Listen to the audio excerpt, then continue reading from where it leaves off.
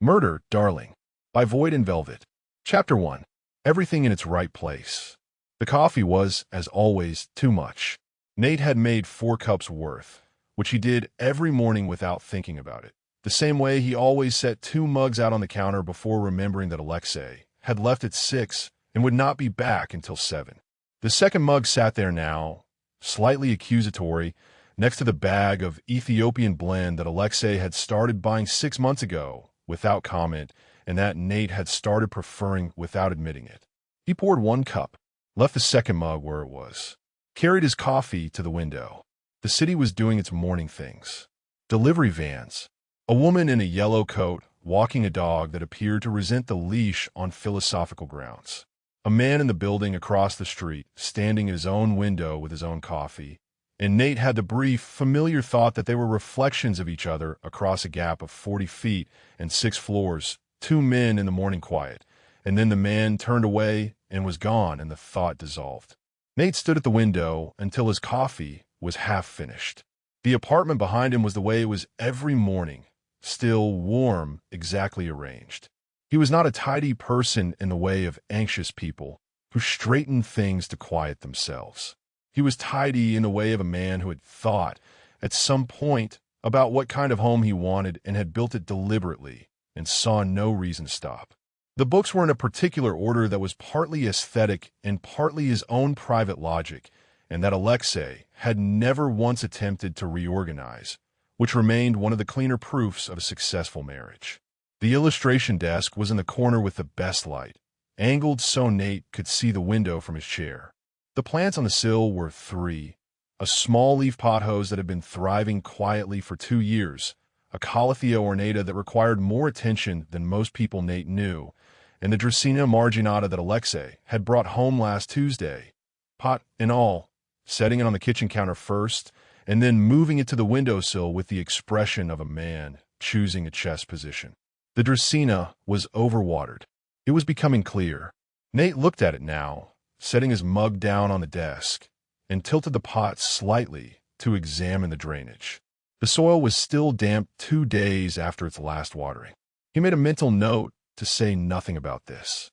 Aleksei watered things the way he approached most problems, decisively, with total commitment and no visible uncertainty, and it occasionally resulted in the wrong outcome, and he didn't need a commentary.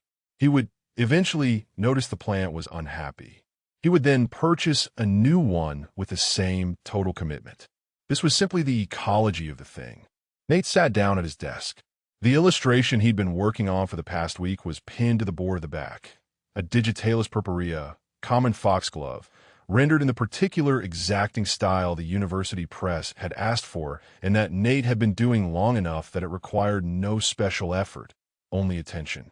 The purple tubular flowers had been the easy part. The stem was ongoing.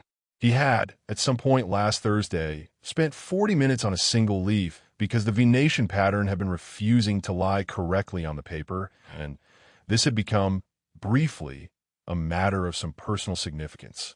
He picked up a fine-point pen. He looked at the stem. He put the pen down. He picked up his coffee instead and looked out at the window, the yellow-gray light on the street, the city moving through its own business at the reasonable pace of a Tuesday in ordinary time. This was Tuesday. Aleksei would be home by 7. He was working on a series for a university press, botanical illustrations for a reference text on toxic ornamental plants. It was the second such commission he'd taken from them, and they liked his work because it was precise without being clinical, and because he had a particular facility with things that were beautiful and dangerous simultaneously, which he had noticed was a recurring theme in his professional output and had declined to examine too closely. Nate was 34 years old. He had been a librarian for 6 years, in the small, medium way of a man who was genuinely good at it and genuinely happy in it, and had not planned to leave until Aleksei had appeared in his life, and the life had rearranged itself around this new fact, and the library had eventually seemed like a thing that belonged to a different version of him. He had thought it would feel like a loss. It hadn't, particularly. He had taken his time finding the illustration work, and the illustration work had suited him in the manner of something he had been moving toward for years without knowing the direction. And now it was Tuesday, and he was at his desk with foxglove and a cup of good coffee, and nothing was required of him except the stem, which he was currently ignoring. He was very good at being still. He had a theory about this, which he had never articulated to anyone, which was that stillness was a skill and not a temperament, and that he had, at some earlier point in his life, needed to learn it with the focused intention of someone acquiring a survival technique. The details of this he kept in the same part of himself where he kept other things he had finished with, stored, organized, not opened. He picked up the pen again. He worked on the foxglove stem for 90 minutes and got the venation right on the fourth try and felt the particular satisfaction of a small problem correctly solved. He made a second cup of coffee. He stood at the window again. The woman in the yellow coat came back without the dog, which suggested the walk had concluded on terms acceptable to both parties. He was back at the desk, beginning work on the flower's interior structure, when he heard it. Sirens somewhere below and east, the thin wail of them moving through the ordinary sound of the city. They were not unusual. They were not close. Nate listened to them for a moment, the pen moving precisely over the paper, the narrow throat of the foxglove flower taking shape under his hand. He didn't look up. Outside, the sirens faded. The city continued. The dracaena sat in its damp soil on the windowsill, radiantly overwatered, still very much alive. It was Tuesday. Aleksei would be home by 7. Nate turned back to the foxglove. Chapter 2. My husband keeps strange hours. Aleksei arrived at 7:08 p.m. Nate heard the elevator before he heard the key. There was a specific mechanical complaint the building's elevator made at the 6th floor, a brief reluctant groan as it leveled out, and over 9 years Nate had become attuned to it the way you became attuned to the sound of a particular person's footstep on a stair, not listening for it, exactly, but knowing at the instant it happened. He put the fish in the oven, the key, the door, the specific silence of a man who moved through spaces as though they owed him nothing. Aleksei came into the kitchen, and Nate, at the counter, did not turn around immediately, which was not rudeness, but the comfort of two people who did not require ceremony from each other. He heard Aleksei set something down, a briefcase or bag, heard the quiet process of a jacket being shrugged off, and then Aleksei was beside him at the counter, not touching, just present in the way he was always present, which was total and unhurried and slightly vertiginous if you let yourself think about it. 10 minutes, Nate said, meaning the fish. Aleksei made a sound of acknowledgement. He moved to wash his hands at the sink, and Nate stepped to the side without being asked, the small automatic choreography of a shared kitchen. How was your day? Nate said. Not a question, quite. More an offering. Manageable, Aleksei said. Nate nodded and reached for the wine. This was the word, manageable, and it was the complete sentence, and Nate had stopped waiting for more behind it approximately 7 years ago. He knew, in the broad strokes and the occasional specific, what Aleksei's work was. He had known before they married. He had asked, once, directly before they'd known each other for a year, sitting in a restaurant with a white tablecloth and a candle that was slightly too tall for comfortable eye contact, and Aleksei had looked at him for a long moment, and then told him, in the flat declarative way he had of saying serious things, precisely what kind of man he was and what kind of life Nate would be walking into. Not the details, the shape of it, the thing that, once understood, could not be ununderstood. Nate had listened to the whole of it. He had asked one clarifying question, which was whether Aleksei had ever lied to him, and Aleksei had said no, and Nate had believed him, because in nearly a year of knowing this man, he had never once caught him in anything that wasn't exactly what it appeared to be. He had then asked a second question, which was whether Aleksei intended to, and Aleksei had been quiet for a moment in the way he was quiet when he was arriving at something rather than concealing it, and then said, "Not to you." Nate had refilled both their glasses. They had finished the dinner. He had known, walking home that evening, that he was going to marry this man, and he had sat with the knowledge the way he sat with things that were settled, which was without particular drama. He didn't consider himself brave for it. Brave implied the presence of fear overcome, and what Nate felt about Aleksei, then and now, was something closer to clarity. He had looked at the full shape of the thing and found it acceptable. more than acceptable. He had found it, in the way of very few things in his adult life, exactly right. "The fish has capers," Nate said, carrying 2 plates to the table. Aleksei's expression shifted in the almost invisible way it shifted when he was registering something. "I don't like capers. You ate every single one last time." "I was being polite." Nate set a plate in front of him. "You have never been polite about food in 9 years. Sit down." Aleksei sat down. He looked at the fish. He picked up his fork. They ate in the way of 2 people who had long since run out of need to perform for each other. And it was one of the things Nate liked best about his life, this particular quality of silence at the table, the way the evening had its own texture and weight and didn't require narration. The city was quieter at this hour. The daytime noise subsided to a low undertow of traffic and occasionally a voice from the street, and the kitchen lamp made everything warm and close. Aleksei ate approximately 2/3 of his fish, including all of the capers, without comment. Nate asked about the drive. Aleksei said there'd been a delay on the Eastern Bridge, but nothing that mattered. Nate said he'd seen a piece in the paper about the bridge repair schedule, and Aleksei said the paper's timeline was optimistic. Nate said he had also thought so. This exchange contained, between them, a complete sufficiency. Nate refilled Aleksei's glass without being asked, the bottle closest to his hand. Aleksei's hand rested briefly on the back of Nate's chair when he got up to take both plates to the sink, a passing gesture, there and gone, and Nate did not look up from the table when it happened because some things were so precisely right that looking directly at them was beside the point. Later, Aleksei read. Nate went back to the foxglove. They were in the same room, which was the whole of it, the specific luxury of 2 people who had managed, against considerable odds and the general indifference of the universe, to be in the right place. At 10, Aleksei closed his book. He said, "You didn't eat all the capers either." Nate, not looking up from the foxglove's interior structure, said, "I gave them to you." A pause. "Why?"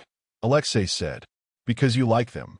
The pause was longer this time, of the particular variety that in another man might have been the prelude to an argument, and in Aleksei was just thinking. Then he said, in the tone he reserved for observations he was filing away rather than deploying, "I don't like the capers," said Nate. He could feel Aleksei looking at him. He kept his eyes on the paper. "I'm going to bed," Aleksei said. 10 minutes, said Nate, meaning himself. Aleksei stood. He passed behind Nate's chair, and his hand rested on Nate's shoulder for a moment, brief and deliberate, in a way everything he did was deliberate. And then he was gone down the hall, and the room was quiet, and the illustration was almost finished. Nate worked on the foxglove for 8 more minutes. Then he put the pen down, capped the ink, and looked at what he had. It was good work. Precise, careful, exactly what it needed to be. He turned off the desk lamp. He went to bed. The city continued outside, doing what cities do in the dark, and the apartment was warm, and there were 2 coffee mugs in the drying rack that would be dirty again by morning. And this was the life. Chosen, deliberate, exactly right. Nate was asleep before 11. Chapter 3. The particular wrongness of that cactus. The gallery was on the 3rd floor of a building that had once been a textile warehouse and had since been converted into the kind of space that used the word curated with sincerity. The ceilings were high. The lighting was precise and slightly cold. The wine was a Chenin Blanc that Nate was enjoying more than he'd expected, which put him in a generous mood as he stood in front of a large-format photograph of what appeared to be a dam. He was looking at the dam and thinking about the Digitalis series, specifically about whether the publisher would want the flowers in situ or isolated on white, when Irina Vashkovich appeared at his elbow and said, "My husband is not coming either, apparently, so at least we are both abandoned," which was her way of greeting people and which Nate had learned to accept without the instinct to correct her. Aleksei was not absent because of abandonment. He was absent because a gallery opening on a Wednesday evening in a building full of people associated with men like him was not a thing he attended when he could send Nate instead, a fact they both understood and which required no commentary. "The dam is growing on me," Nate said. Irina looked at the dam. "It looks like a wall. I think that's what it is. Then why isn't it a gallery?" This was an unanswerable question, and they both accepted it and moved on to the wine table. He knew most of the people in the room. or knew them in the particular way you knew people whose company you kept by proximity rather than choice. There were 6 or 7 women whose husbands operated in the same professional adjacency as Aleksei, various gradations of power and visibility, and they moved through each other's social lives with the practiced ease of people who had learned to be pleasant about things they weren't telling each other. Nate had been in this orbit long enough to have a read on most of them. He was comfortable, if not precisely warm. He was observant, which in this room passed for sociable. He was on his second glass of the Chenin Blanc and examining a series of small ink studies near the back wall when he felt, with the specific quality of being watched by someone who was doing it with intention, a change in the room's texture. He turned around. The woman was standing near the entrance, holding a glass of red wine she had not drunk from, wearing something dark and precisely fitted that suggested expense without announcing it. She was perhaps 40 or a little over, with the particular quality of attention that belonged to people who were interested in rooms rather than in the people in them. And she was looking at Nate with the calm, specific focus of someone who had already identified what she came to find. She crossed the room without haste. She moved the way certain people moved through social space, as though the room was reconfiguring itself to accommodate her rather than the other way around. "Nathaniel Voss," she said. "Not a question." "Nate," he said. She smiled. It was a very good smile, warm and direct, and with enough personal quality to it that Nate's social instincts, honed across 9 years of exactly these rooms, registered it as something deployed rather than felt. This was not a criticism.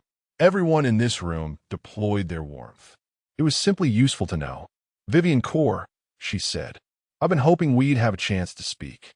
Your husband's reputation precedes him, of course, but I've been following your illustration work for some time. The Hellebore series you did last year was quite remarkable." "Thank you," Nate said. "The way you handled the seed pods, especially. Most botanical illustrators treat them as an afterthought. They're the most interesting part," Nate said, meaning it. Vivian's smile shifted fractionally, something behind it warming toward genuine. "Exactly what I thought.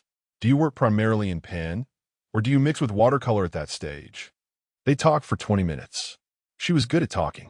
She was, Nate noted, exceptionally good at listening in the way of someone who collected information not by asking for it directly, but by making the other person feel that their information was worth wanting. She asked about his process. She asked about the university press commission.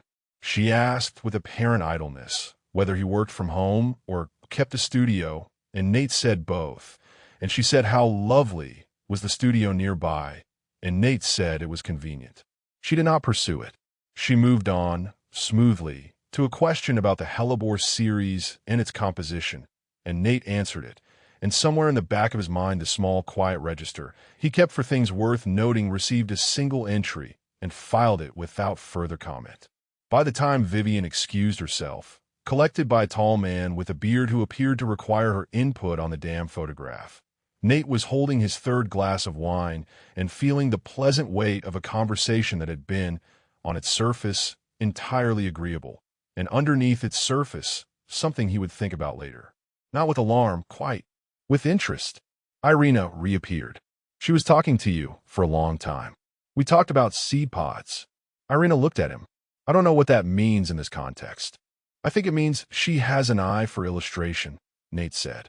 Irina made a sound that indicated she found this answer incomplete, but was too polite to say so, and they moved on to discuss Irina's daughter's school situation, which was more immediately tractable. At 9 o'clock, when Nate was thinking about leaving, he heard Irina make a small, expressive noise and turned to find her looking at an enormous sculptural cactus that had appeared in the corner near the host's table, placed on a wooden pediment with a small cart attached. It was large. It was in the way of most very large cacti in domestic or semi-domestic settings, extremely difficult to look at without having some kind of reaction. This one was a serious Peruvianus monstragus, which grew in the lumped, irregular, slightly geological formations that made it look less like a plant than like something that had happened to one. It was approximately 4 feet tall, a deep blue-green, and occupied the corner with absolute indifference to the aesthetic it was interrupting. The card read, "From Marta, with congratulations on the opening. AV." Is that from your husband? Irina said. Nate looked at it for a moment. Yes. It's very. Yes. Irina took a sip of wine. Does he always give cactus as a congratulatory gift? He has strong feelings about resilience as a quality, Nate said, which was the truest and also the most diplomatic version of the answer. The real version being that Aleksei chose houseplants and gifts involving living things with total, committed sincerity and a complete absence of conventional aesthetic instinct, and that this had taken Nate some years to understand was not carelessness but rather its own form of care. The host, Marta, was standing near the pediment with the expression of a woman who was very graciously uncertain what she was looking at. Nate excused himself, crossed the room, and spent the next 15 minutes having a perfectly pleasant conversation with Marta about serious monstrosities specifically and drought-tolerant ornamentals generally, in which he communicated, without ever quite saying it, that this was an extremely thoughtful gift from a man who considered longevity and toughness the highest horticultural virtues. And by the end of it, Marta appeared to have arrived at a position of genuine appreciation, which was the outcome Nate had been working toward. He said his goodbyes. He retrieved his coat. He took the stairs down rather than the elevator because the evening was fine and he was in no hurry and walked out into the cool dark of the city street. On the walk home, he thought about Vivian Core. He thought about the question about his studio, how it had been framed, the casualness of the framing. He thought about the way she had listened. He cataloged 7 pieces of information he had offered in the course of the conversation and considered which of them were useful to a specific kind of person. He was 2 blocks from home when he finished cataloging and arrived at the conclusion. She was interested in him for reasons that were not entirely about the Hellebore series. He filed this in the appropriate register. He went upstairs. Aleksei was in the kitchen with a cup of tea, reading something on his phone with the focused, expressionless attention he brought to most things. He looked up when Nate came in. "How was it?" he said. "Good Chenin Blanc. The damn photograph was growing on me." Irina says hello. Nate set his coat over the back of a chair. "You sent Marta a serious monstrosis. It's a very hardy plant." "It is," Nate agreed. She seemed pleased. Eventually, Aleksei looked at him. "I explained the resilience angle," Nate said. Something moved in Aleksei's expression, brief and warm. The particular warmth that appeared when Nate did something that Aleksei had not asked for and had perhaps not known what. He looked back down at his phone. "How was your evening?" Nate said. "Manageable," Aleksei said. Nate made himself tea. They sat at the kitchen table, not talking, which was the full sufficiency of the thing, and the city did its night sounds outside, and the Dracaena on the windowsill was still overwatered and still, against all expectation, alive. Chapter 4, Tuesday, as promised. The studio was 3 blocks east on the 4th floor of a building that had no notable architectural personality, but excellent bones, the kind of structure that a previous generation of tradespeople had built with the intention of it lasting, and that had in fact lasted, slightly contrary to everyone's expectations, into a century where the ground floor sold specialty coffee and the upper floors had been divided into small working spaces for people who needed light and solitude in reasonable combination. Nate had the northeast corner, which got the morning light until about 11 and then held a clean, even gray for the rest of the afternoon that was, for his purposes, ideal. He came here for the large work. The apartment desk suited the smaller pieces, the detailed studies, the careful pen work. Here he had room for the full illustration boards, the reference materials spread across the long work table, the jars of pigment and the brushes in their ordered ranks. Here he had the Nerium Oleander series in progress. He'd been working on the oleander for 3 weeks. The series was 7 illustrations for a chapter in the university press text, each one focusing on a different aspect of the plant. The flowers, the leaves, the root system, the fruit, the cross-sections of the stem showing the cardiac glycosides in their quiet architectural distribution. The flowers were done. He was currently on the 3rd leaf study, which was the most technically demanding because the venation pattern in Nerium oleander had a particular elegance that was easy to simplify and easy to overcomplicate and required a very specific discipline to render correctly. He put his bag down, put the kettle on the small table near the window, and stood for a moment looking at the oleander illustration pinned to the board. The flowers were good. He knew they were good, because he looked at them without the particular restlessness that came when something was not quite right. The petal color had been the problem early on. Nerium oleander in the pink variety had a delicacy of tone that went flat if you mixed it the obvious way, a flatness that real oleander petals never had because they were alive and had depth and opacity in a way living things did and paper did not. He had solved it with a glazing technique he'd developed over 2 commissions, building the color in layers until the paper held something that was not quite the pink of the flower but contained it. He was pleased with the flowers. He would not tell anyone this because it verged on immodest, but it was true. He made tea and sat down to work. He was on his 2nd hour of the leaf study when he heard someone on the stairs and then the familiar cheerful knock of someone who had no reason to be cautious about announcing themselves. He opened the door. Gerald Fitch was 61 years old, wore a brown corduroy jacket in all seasons, and had the blameless, unsurprised expression of a man who found every social encounter equally pleasant and equally unremarkable. Nate had met him 9 years ago, when Gerald had notarized his and Aleksei's marriage certificate in an 11-minute ceremony in Gerald's small office on the 2nd floor of a building on the other side of the city. He had not, at the time, expected to encounter Gerald Fitch again. He had subsequently encountered Gerald Fitch at the Botanical Garden, at the post office on 2 separate occasions, separated by 11 months, on a train going east, and now apparently at a studio door. "Nate," Gerald said, with the pleasant unconcernedness of a man greeting someone he ran into regularly by design. "I didn't know you worked up here." "4th floor." "Yes. I'm just below. 3rd floor. Tax preparation." Gerald said this as though there were no version of events in which this was not a perfectly normal explanation. "I'm coming up from lunch. Is that kettle I smell?" Nate looked at him for a moment. Then he stepped back from the door. Gerald came in with the mild curiosity of someone who was interested in rooms without being acquisitive about them. He looked at the illustration board. He looked at the jars of pigment. He looked at the oleander study and tilted his head. "Is that a plant?" "Nerium oleander," Nate said, pouring his 2nd cup. "Pretty. Very. Also quite poisonous. Every part of it. The sap can cause a rash. If you ingest the leaves or flowers in any quantity, it affects the heart." Gerald accepted the cup of tea. He looked at the oleander. "Terrible thing to be, isn't it? Very pretty and very dangerous." "It doesn't seem to trouble the plant," Nate said. Gerald made a thoughtful sound and drank his tea and asked how Nate's husband was doing, which was a question that required a certain navigation. Nate said Aleksei was well. Gerald nodded as though this completed a form he'd been filling out and began talking about the weather, which had been variable, and a documentary he'd seen about migratory birds, which had been surprisingly compelling, and whether Nate had tried the new coffee place on the ground floor. He had. Gerald had. It was very good, they agreed. After approximately 4 minutes, Gerald set down his cup, said it had been very nice, and let himself out with the unhurried courtesy of someone who had never once overstayed a welcome by even a fraction. Nate stood in the studio and looked at the closed door for a moment.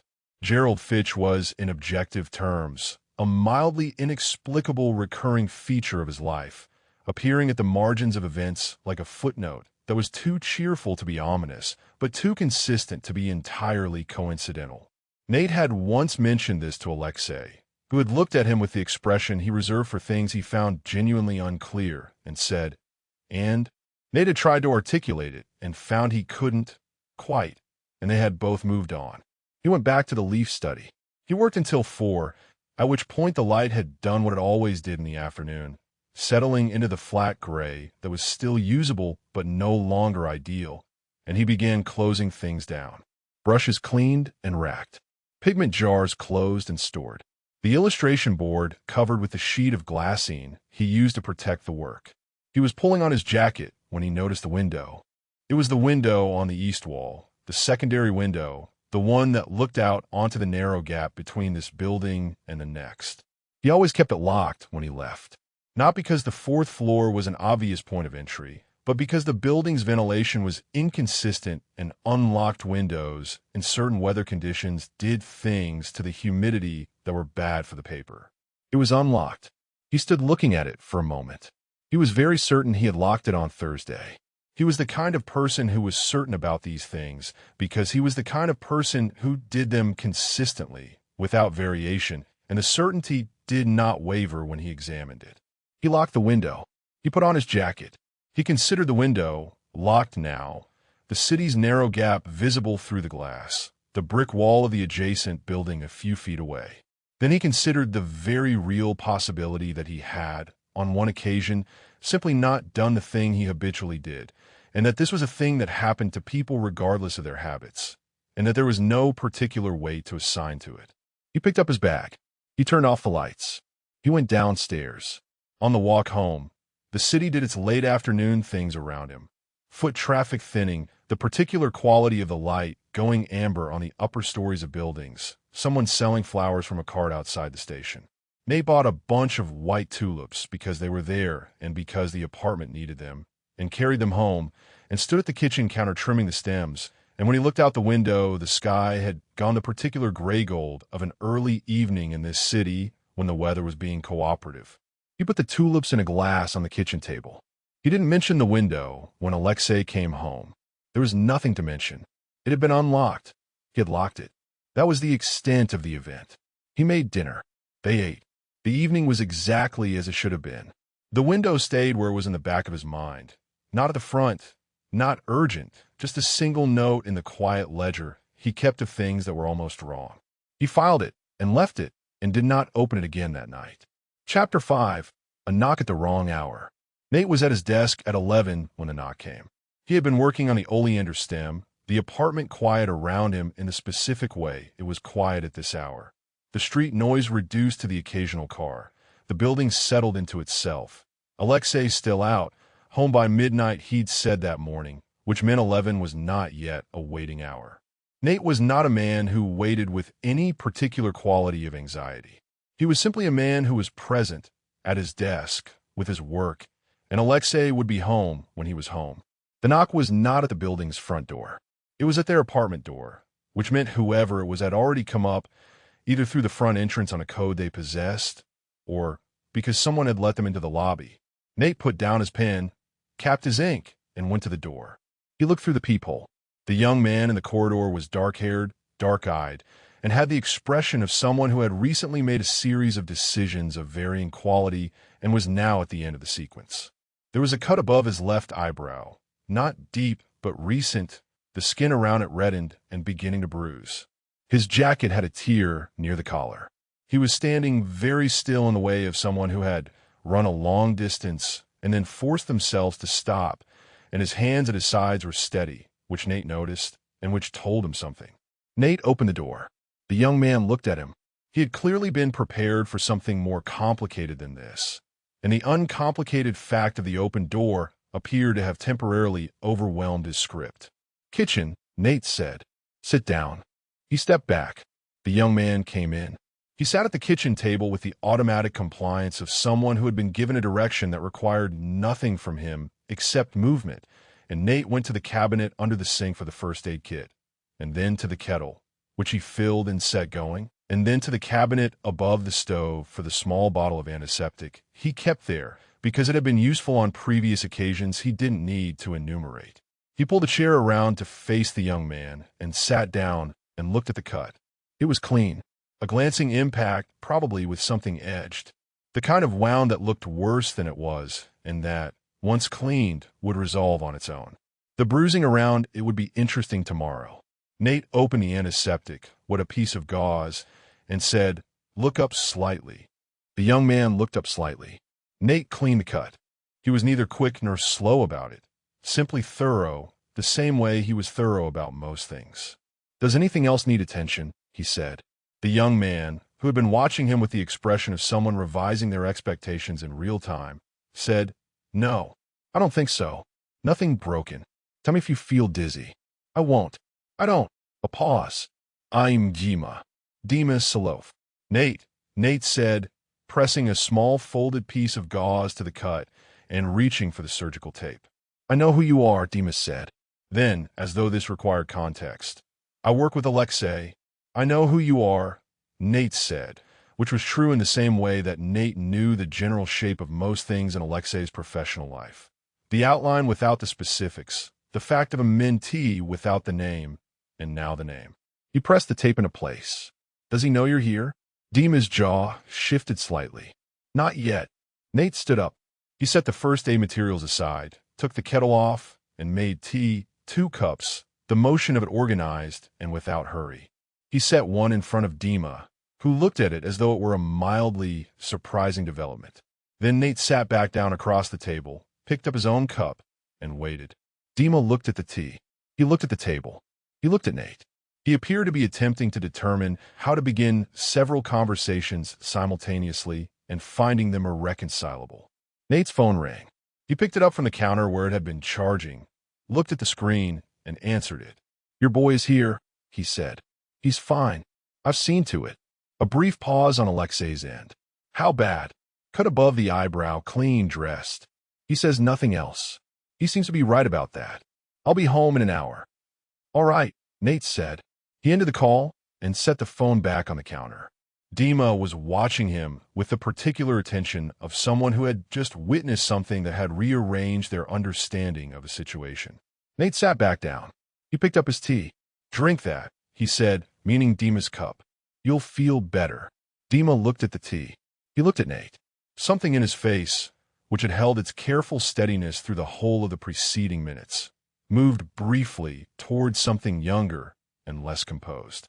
He's not going to be angry, Nate said, understanding what the expression meant. Not a question. Dima picked up the cup. I made a mistake, he said. A significant one. Those happen, Nate said. Not to people in my position. Especially to people in your position, Nate said. Drink the tea. Dima drank the tea.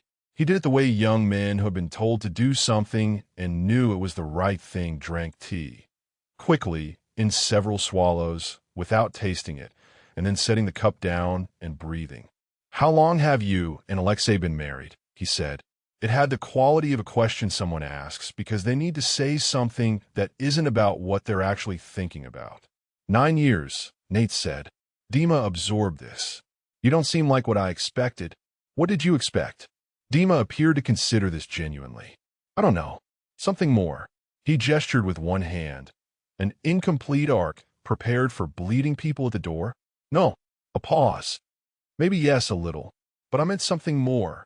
Another incomplete arc less this. Nate looked at him for a moment. Finish your tea, he said. He stood and made a second cup, because it would be a while until Aleksei arrived and the evening had taken on the quality of something that was going to take more than one cup to sit through comfortably, and it was either this or trying to go back to the oleander stem, which was clearly no longer available as an option. He set the second cup in front of Dima. Outside, the city was quiet in the way it was quiet at this particular hour. Not silent, never silent, but reduced to its bones, the daytime flesh of it stripped back to the essential hum of a place that did not entirely sleep. Somewhere below, a door opened and closed. A car passed. The particular gray, specific weight of 11 o'clock settled over the street. Dima hadn't spoken again. He was looking at his tea with the expression of someone in the early stages of sorting through something large. Nate went back to his desk. He didn't pick up the pen. He looked at the oleander stem, the half-finished work, the careful cross-hatching beginning to suggest the shape of it. He thought about the week, which had up until approximately 20 minutes ago been a perfectly ordinary week of the kind he preferred, and considered the shape of the week as it now appeared. Aleksei would be home in an hour. He pushed back his chair and returned to the kitchen. Second cup's getting cold, he said to Dima, and sat down across from him again, and they waited together in a silence that was not uncomfortable for the sound of the elevator at the 6th floor. Chapter 6. The Guest Who Stays for Breakfast. Aleksei came home at 1:04 a.m. Nate heard the elevator, heard the key, heard the specific quality of Aleksei's entry that was different from his ordinary return, a particular economy of movement, quieter than usual, the kind of quiet that meant he was taking inventory as he went. The jacket went on the hook. A pause in the hallway. Then he came into the kitchen. Dima, who had been sitting at the table with his third cup of tea and the careful stillness of someone conserving themselves, looked up. Something in his face did the thing faces did when they had been braced against a specific outcome, and the outcome had not arrived in the expected form. Aleksei looked at him for a moment. He looked at the dressed cut above his eyebrow. He pulled out the chair across from him and sat down. Nate, who had been at his desk with the pretense of the oleander illustration, did not go to the kitchen. He stayed where he was and did not try to hear the conversation, which was not difficult because whatever was said quietly. He heard Aleksei's voice, low and even. He heard Dima's voice, faster, lower, with a quality of wanting to make something smaller by putting it into precise language. He heard Aleksei's voice again, once brief. Then it was quiet for a while. Then Aleksei came to the bedroom doorway and said, "He'll stay tonight." "Sofa's made up," Nate said. He had done this at 11:30 without being asked because it had seemed like the obvious outcome. Aleksei looked at him. "You made up the sofa." "I had time." Something moved in Aleksei's expression, the particular quality of recalibration it held when Nate did the thing 2 steps ahead of the conversation. He came into the room and sat on the edge of the bed to take off his shoes, and Nate set down the pen and turned in his chair. "Is he all right?" Nate said. "He will be." "Is it resolved?" A pause. "Not yet." Nate nodded. Not yet was different from no. Not yet was a situation in motion, a thing being managed. Nate had lived with not yet for 9 years and had a reasonably accurate sense of its weight. "Sleep," he said. Aleksei set his shoes aside. He looked at the window, which showed the city's nighttime ceiling, the low orange-gray of a clouded sky over a city that did not go fully dark. "I should have been home," he said. It was not self-recrimination, exactly. It was more like a man filing an accurate report with himself. "He came here," Nate said. "He knew to come here. That's something." Aleksei was quiet for a moment. Then he said, "Yes," as though the word resolved something. He stood and began to change, and Nate turned back to his desk, and the apartment was quiet except for the faint sounds of the city below, and in the front room on the sofa Dima Salov was presumably either asleep or doing an excellent impression of it. In the morning, Nate woke first, which he always did. He made coffee. He stood at the window with the first cup and watched the street do its early stages, the delivery vans, the dog walkers, the particular character of a city morning before the full weight of the day settled in. The sky was the usual gray. The tulips he'd bought yesterday were still good in their glass on the table. He was on his second cup and beginning to think about eggs when Dima appeared from the direction of the sofa with the slightly provisional quality of someone uncertain about the terms of his welcome in a kitchen that was not his own. He was wearing yesterday's clothes, and his hair had done something interesting on the left side. The bruising around the cut on his eyebrow had developed overnight into a deep red-purple crescent that was going to look spectacular for a week. "Coffee's made," Nate said, and gestured at the pot, and Dima took this as the permission it was and poured himself a cup and stood by the counter and drank it with the focused attention of someone who needed it to work quickly. Nate cracked 6 eggs. Aleksei came in at 7:45, already dressed, which he always was before leaving the bedroom, as though the concept of appearing in a domestic space in anything less than full order was one he had considered and set aside at some early age. He poured coffee, drank half of Nate's second cup without asking, and sat at the table. Nate set a plate in front of each of them. Dima looked at the eggs. He looked at Nate. He looked at the eggs again with the expression of a man who had been given something he wasn't expecting and didn't know the correct response to. "Thank you," he said, formally, slightly too formally, with the courtesy of someone who had learned the words in a context that applied here at approximately half pressure. "Don't thank him," Aleksei said, picking up his fork. "He'll make you feel worse about it." Nate sat down with his own plate. "I don't make people feel worse about gratitude. You accept it in the specific way that makes people wonder if they should have said it." Dima was looking between them with the expression of someone watching a tennis match who had not been informed there was a match. "Thank you for the eggs," Nate said to Dima, because it was cleaner than arguing the original point, and because Aleksei was not wrong, and they both knew it. Dima ate his eggs. Aleksei ate his eggs. The morning went on around them, the coffee going down, the city outside, doing its Tuesday things, and the kitchen was warm in a way it was warm on good mornings when the specific machinery of their life was running as it should, with one additional component seated at the table, eating toast with the careful gratitude of someone raised to be polite at other people's tables.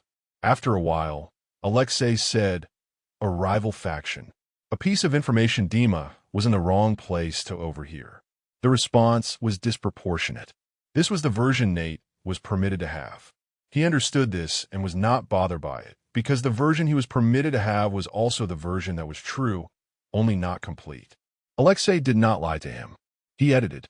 There was a distinction Nate had spent 9 years maintaining with some precision. "Is it contained?" Nate said. "Not yet." "All right," Nate said.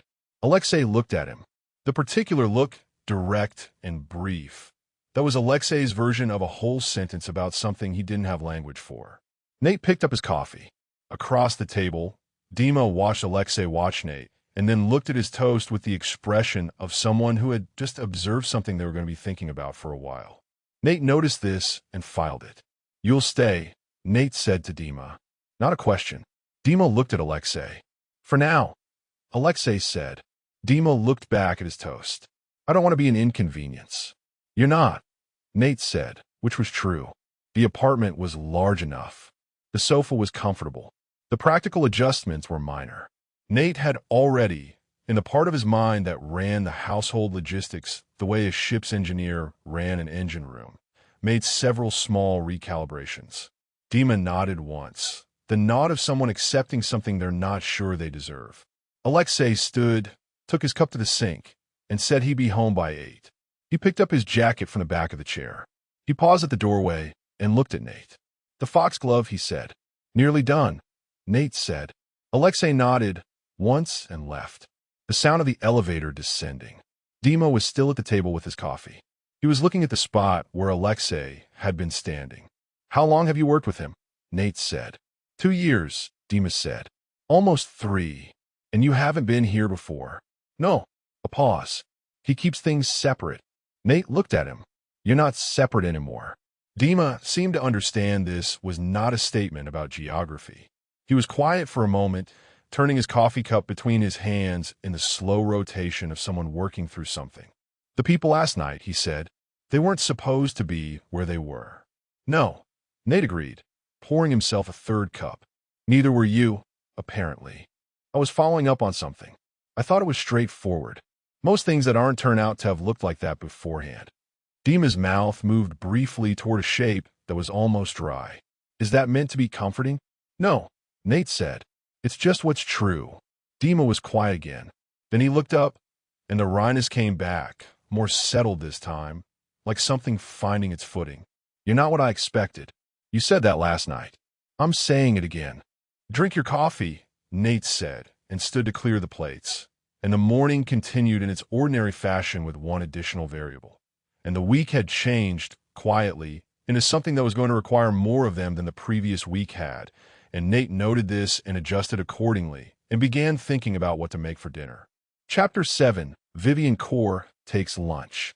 The invitation arrived on Thursday morning by way of a card, handwritten, delivered to the apartment building's front desk, and left in the post tray, as though this were a perfectly ordinary method of communication and not one that required Vivian Core to know Nate's building address, which Nate noted in the appropriate register, and then set the card face up on the kitchen counter to look at while he made coffee. It was a very elegant card. Cream stock, a slightly unusual weight. The handwriting was the kind taught in schools that still considered penmanship a discipline, slightly continental in its letter forms. The invitation was to a small lunch on Saturday, a few friends, informal, a restaurant called Aubergine on the route, something the address was given, and at the bottom, "I do hope you can come." There was something about the construction of that hope, the specific warmth of it, that Nate read as choreographed rather than felt. He did not hold this against her. He simply noted it. He turned the card over. Blank on the back. He had mentioned Vivian to Aleksei after the gallery opening, the broad strokes of it, her name, her interest, the question about the studio. Aleksei had listened in the way he listened to things that were going into a specific file, and said, "Vivian Core. Her husband is Renaud Core." A pause. He's the underboss. Nate had said, I see. Aleksei had said, don't go anywhere private with her. Nate had said, obviously. The restaurant had excellent reviews. Nate looked it up from professional curiosity. He replied in the affirmative on Friday and went on Saturday. Aubergine had the particular quality of restaurants that had been successful for long enough to stop trying. Good light, well-spaced tables, a menu that was short and meant it. The room was about half full when Nate arrived at 12:30, and Vivian was already there at a round table near the window with 3 other women, rising to greet him with the warm, specific attention of someone who had been looking forward to this in a way she intended him to believe was genuine. The other 3 were introduced. Cecile, who designed interiors quiet and watchful. Amara, who appeared to have some connection to finance that she did not specify, and who wore a ring that Nate identified as not inexpensive. Marguerite, who was the wife of someone in shipping and who had the comfortable sociability of a person who was very good at rooms and not particularly concerned about being good at anything else. Nate sat. Wine was ordered. The menu was considered. Vivian was a perfect hostess, which was to say she managed the table the way a skilled editor managed a manuscript. Every element in its correct place, given exactly its appropriate weight, nothing wasted, nothing permitted to drag. She moved the conversation from Cecile's current project to a mutual acquaintance's recent trip to Lisbon to the question of whether the new gallery district was actually an improvement to the neighborhood's character or simply an improvement to its property values. And everyone had opinions, and no one was left without an opening, and the whole thing flowed with the quality of something thoroughly rehearsed that had learned to look natural. Nate ate a very good salad. He drank half a glass of the Burgundy. He listened. Vivian turned to him over the main course and said, tell me about the project you're working on now. The university press piece. Toxic ornamentals, Nate said. A reference text for horticulture students. How extraordinary. Which plants? Currently oleander. I have foxglove nearly done. Vivian's expression did the thing it had done at the gallery, that fractional shift toward something genuine beneath the choreography. I had an oleander in my garden once in the south. I kept cutting it back, and it kept coming back. They do that, Nate said. They're planted in difficult conditions all over the Mediterranean. Rock, poor soil, salt air. They survive things other plants don't. And beautiful while they're at it. Especially while they're at it, Nate agreed. Marguerite said she'd always found plants with hidden qualities fascinating, and the conversation opened briefly into a general direction before Vivian drew it back with a single well-placed question about Nate's illustration process, and they were back in the particular channel she'd been navigating toward. She was good. Nate sat with his wine and appreciated it the way he appreciated skilled things, with attention and without the appreciation softening his alertness. Over the next 40 minutes, he watched her work. The questions were warm and specific and apparently meandering, and each one extracted something. His routine. Did he work mornings or afternoons? Mornings at home, afternoons at the studio, though his schedule had been somewhat disrupted this week, which he did not say, but which he noted he had thought and therefore declined to let appear on his face. His neighborhood. Was the studio close to home? He'd said the same thing he'd said at the gallery, convenient, and moved on. Whether he walked to work, or took transit, or had a car. He walked mostly. It was a good city for walking in the right neighborhoods. Whether he used the botanical garden for reference. Yes, the Thursday visit was a regular thing. The light was useful in the morning. He was 3 questions from the end of the walk home before he had counted all 7. The conversation had not felt like extraction. It had felt like interest, which was the better trick. Nate thought of it the way he thought of the oleander's toxicity. Not in the sap, not in the flowers specifically, but distributed through every part of the thing, present in each element at a level that required accumulated contact before it produced an outcome. He paid attention to her tell. It was small. When Vivian arrived at a piece of information that was what she had been moving toward, there was a fractional pause before she shifted the conversation away from it. Not more than a half second, the beat of a woman choosing which pocket to put something into. It appeared 3 times over the course of the lunch, each time after she'd gathered something of value. Nate watched it without watching it and filed it carefully. Dessert was served. Cecile asked Nate about the gallery opening. Had he enjoyed the photography show? He said the damn photograph had been unexpectedly compelling. Cecile said she found large infrastructure surprisingly moving.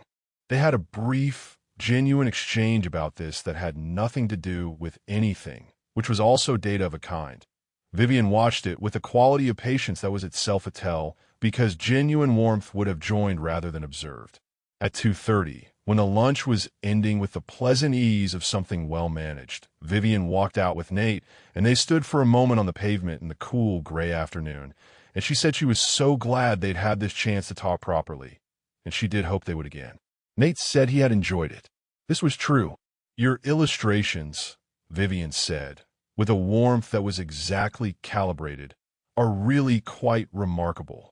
There's a violence under the beauty of them that I find very rare. Nate looked at her for a moment. Thank you, he said. Do consider the commission, she said. A piece from my sitting room. Something botanical. Something with that quality. A pause, warm and genuine and calculated to within a fraction of a millimeter. Think about it. I will, Nate said. They said goodbye. Nate walked home.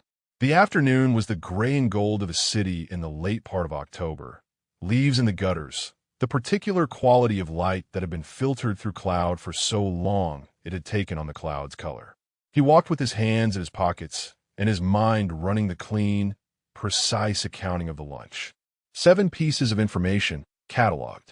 His Thursday botanical garden visit, the rough geography of the studio, his walk-to-work habit, his disrupted schedule this week, the fact that he used the studio in the afternoons, the approximate location of his neighborhood, that he had been at the gallery that Wednesday.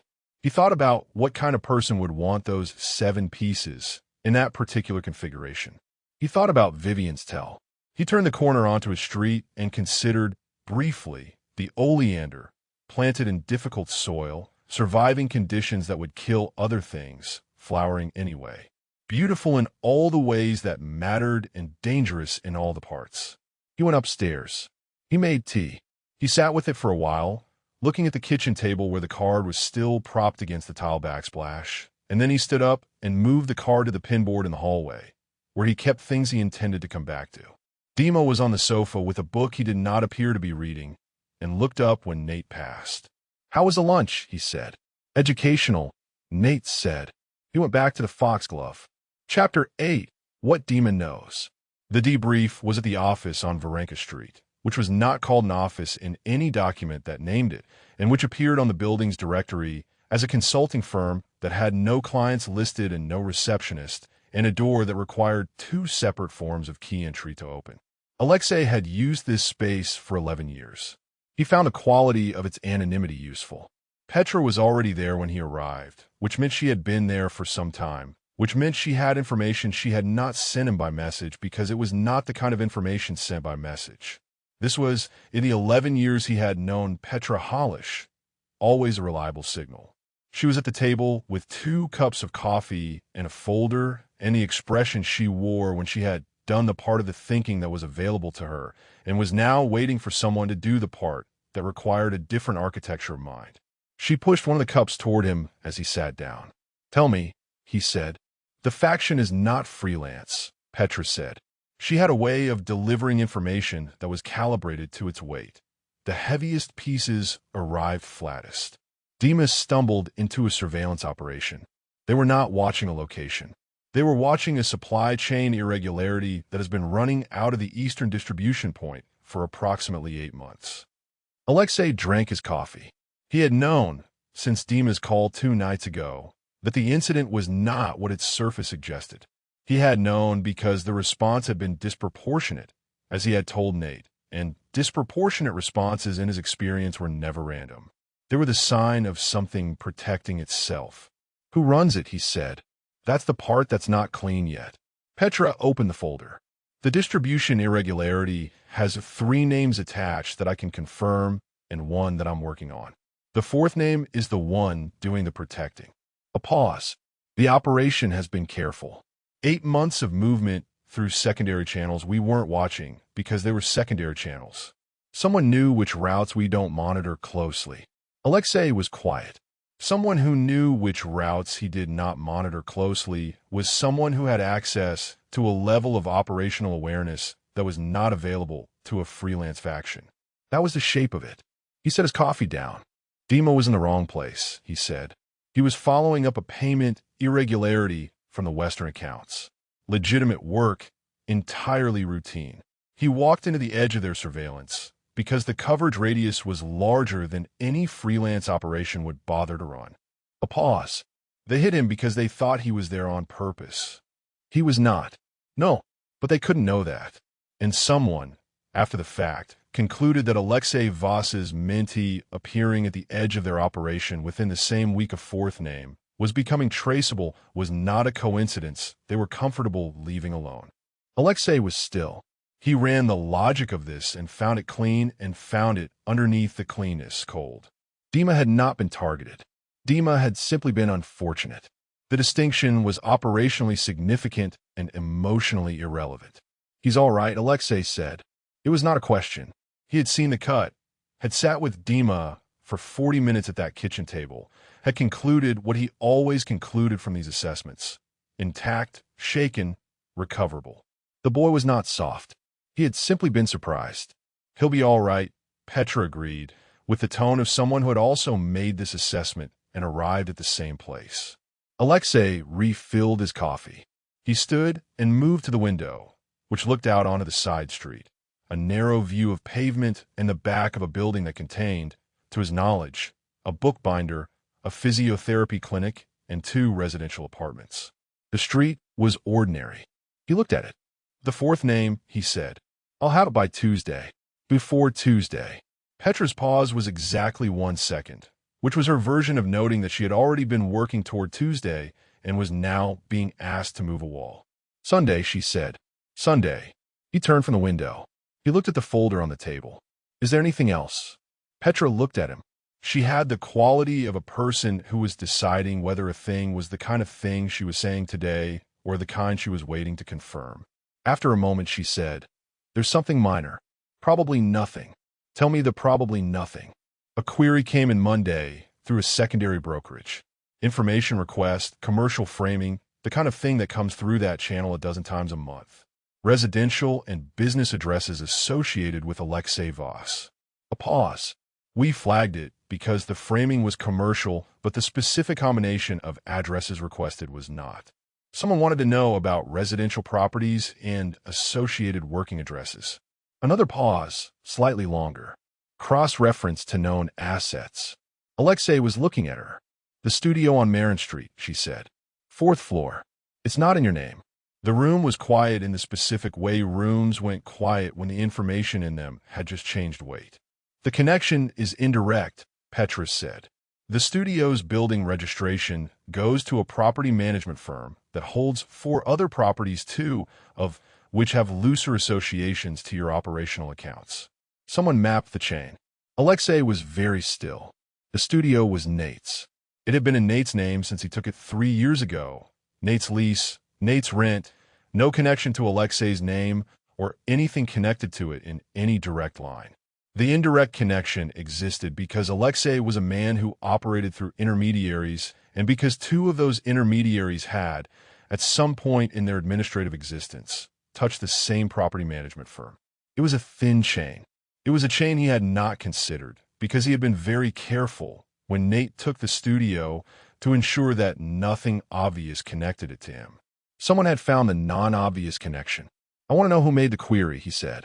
His voice was the same as it always was. I'll have it by Sunday. Before Sunday. Petra did not pause this time. I'll call you tonight. He picked up his jacket. He was very controlled in the way he was controlled when something had entered the category of things that required complete control, which was a category that contained, in its entirety, anything that touched Nate. He drove home by the longer route. He didn't plan it. He was on Varenka Street, heading west toward the bridge, and he turned south instead, through the lower district, and came around by Marin Street, and slowed as he passed the studio building. It sat there in the ordinary way of unremarkable buildings on unremarkable streets. For stories, brick, a coffee shop on the ground floor with its lights still on. The 4th floor windows were dark, which was correct, because Nate was at home tonight. Aleksei looked at the building as he passed it. He drove home. Nate was at his desk when he came in, the illustration lamp on, the quiet industry of a man who had been working for some time and intended to continue. He looked up when Aleksei appeared in the doorway. He took a brief, accurate reading of whatever Aleksei's face was doing and said, "Tea's still hot," which was Nate's version of, "I see you. I'm here. You don't have to say anything yet." Aleksei made the tea. He drank at the kitchen table while Nate worked. He looked at the pinboard in the hallway and saw a small cream card that had not been there yesterday. He looked at it for a long moment. Then he looked at Nate's back, the particular set of his shoulders, the unhurried movement of his hand on the paper. He would tell Nate to change his routine. He would tell him to avoid the studio this week. He would not tell him why, not the full of it, not yet, not until the shape of the thing was clearer and there was something concrete to say. When he had information, he would have something to give. Until then, there was no point in handing Nate the beginning of a sentence without its ending. He was very sure of this reasoning. He had been very sure of reasoning like this before. He finished the tea. He went to bed. He lay awake for a while, which was uncommon, listening to the city and to Nate still working at the desk, the small, precise sounds of a man doing something with care, and he thought about the studio building on Marin Street, ordinary and unremarkable, with its dark fourth-floor windows. He did not sleep for some time. Chapter 9. The Art of Staying Still. By Sunday, Dima had migrated. It had happened the way these things happened, which was gradually and without announcement. On Friday, he had moved from sitting on the sofa to sitting in the armchair by the bookcase, which was closer to the desk, and on Saturday, he had still been in the armchair at 4 in the afternoon, when Nate came back from an errand and had apparently been there for several hours, reading something on his phone with the focused restlessness of someone who needed to be doing something and was doing a lesser version of something as a substitution. Nate had looked at him for a moment and then set a cup of tea on the side table next to the armchair without comment. And Dima had looked at the tea and then at Nate and said thank you in the overformal way he said most things to Nate when he was uncertain of the conversational register. By Sunday, the armchair was simply Dima's chair for the duration, which Nate had accepted as settled without it being discussed. It was Sunday afternoon, the particular quality of Sunday afternoon in October that had its own weight and color, a low gold light angling through the west window, the city quieter than its weekday self. Aleksei was out. He had been out since morning, which meant the situation with the rival faction was entering a phase that required his direct attention, which Nate knew without needing it stated. He had made the apartment available to himself, which was to say he had worked on the oleander leaf study with the focused precision that the week's quality seemed to require, and by 3 o'clock the cross-hatching on the third leaf was finally cooperating. Dima, in the armchair, was watching him. This was something Nate had noticed gradually. Dima watched people the way people watch things they were trying to understand, not rudely, not intrusively, but with the attentive quality of someone who was accustomed to reading situations and who found this particular situation worth reading. He had probably learned this from Aleksei. The resemblance was not physical, but it was there in certain habits of attention, the stillness of concentration, the way he took a room in before he made a move in it. Nate let him watch. He didn't have any particular self-consciousness about being observed at work. After a while, Dima said, "That's the same plant from your studio." "Oleander." "Yes." I moved on to the leaves. "You have quite a few studies of it. 7 illustrations for the chapter. I've been working on it for about a month." Dima was quiet, looking at the board. The oleander in its current state showed the flowers, completed, pinned at the top left, 3 leaf studies in various stages, and the beginning of the root system sketch at the bottom of the board, rough still, just structure. The flowers were the most fully realized part, the pink softness of the petals rendered with the layered glazing technique, the precise anatomy visible beneath the beauty. "It's a strange thing to spend a month on," Dima said. "Not critically, observationally. Most things worth doing take longer than seems reasonable," Nate said. Dima looked at the flowers for a moment. "Aleksei said you used to be a librarian." 6 years. "Why did you stop?" Nate considered the question in the way he considered things that had more than one true answer. "I found something I was better at," he said. and I found a life that suited the studio better than the schedule. Dima looked at him. Because of Aleksei. Not only because of Aleksei, but yes, partly. Doesn't that bother you? That your life arranged itself around someone else's? Nate set down his pen and looked at Dima, who appeared to realize, slightly after asking it, that the question had been more direct than he'd intended. His jaw shifted. Dima said, I don't mean to. No, Nate said. It's a fair question. He turned back to the leaf. The premise of the question assumes the arrangement was imposed. It wasn't. I made choices, over time, that resulted in a particular shape of life. The shape suits me. Someone I love is also in it. That's not an arrangement. That's just how things are. Dima was quiet for a moment. Most people aren't that clear about it, he said. Most people don't think about it carefully enough. Aleksei is very... Dima started, and then stopped and looked at the window. He is... Nate agreed, without needing to hear the end of the sentence. Dima turned back. How do you know when something is the right shape for you? How do you know you're not just used to it? Nate picked up the pen again. He looked at the leaf. He said, the questions that feel the most settled are usually the ones you came to by actually looking at them. The things you're used to still feel like effort underneath. The things that fit feel like nothing at all. A pause. Your life with Aleksei feels like nothing at all. Dima said. Like breathing, Nate said. You only notice it when something tries to interrupt it. Dima was quiet for longer this time. He turned his phone over in his hands, the slow rotation, and then set it face down on the arm of the chair. Can I ask you about the plants? He said. The poisonous ones. Yes. Do you paint them because they're dangerous? I paint them because they're precise, Nate said. Dangerous things require very exact handling to understand correctly. You can't be approximate about something that will hurt you if you're careless. It requires attention. A pause. I find that interesting. Dima looked at the oleander flowers. That seems like the kind of thing, he said slowly, that you'd paint on purpose. Yes, Nate said. The afternoon continued. The light moved across the floor as the sun descended behind the building opposite. Nate worked on the leaf. Dima did not read his phone, did not talk, but sat in the armchair in a quiet that was different from the quiet of someone waiting for something to happen. It was the quiet of someone who had temporarily found a place where they didn't have to manage themselves, and had recognized this for what it was, and were being careful not to disturb it. At 5 o'clock, Dima fell asleep. It happened the way it happened, when someone very tired and very carefully holding themselves together finally ran out of the specific energy required for the holding together. He was there, and then his eyes were closed, and then his breathing changed, and he was gone. Nate looked at him for a moment. He set down the pen, capped the ink, and went to the sofa for the throw blanket he'd put there when Dima arrived. He brought it to the armchair and set it over Dima with the same economy he used for most things he did for people. Without making a production of it, without waking him, without any of the performance of care that would have required something in return. He went back to his desk. The oleander leaf wasn't quite right yet. The venation on the right side was slightly too emphatic. He picked up the pen. Outside the window, the city moved through its Sunday afternoon in the particular colors of late October, going golden and then gray, and the apartment was warm and quiet. And Dima slept in the armchair with the completeness of someone who hadn't slept properly in several days and had finally felt safe enough to. Nate worked until the light went. Chapter 10.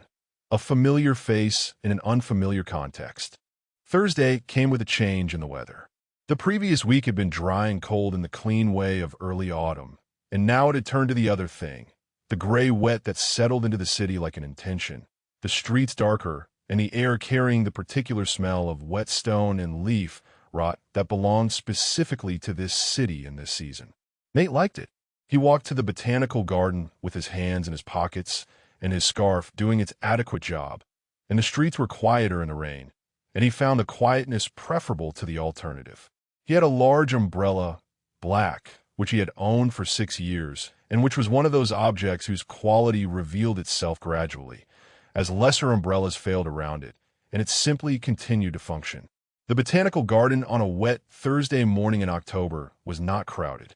This was, in fact, why he preferred it in this season.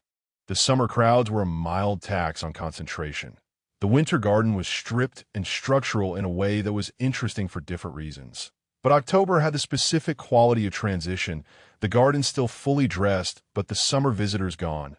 The light that came through the clouds lower and more directional, good for understanding how things grew rather than simply that they grew.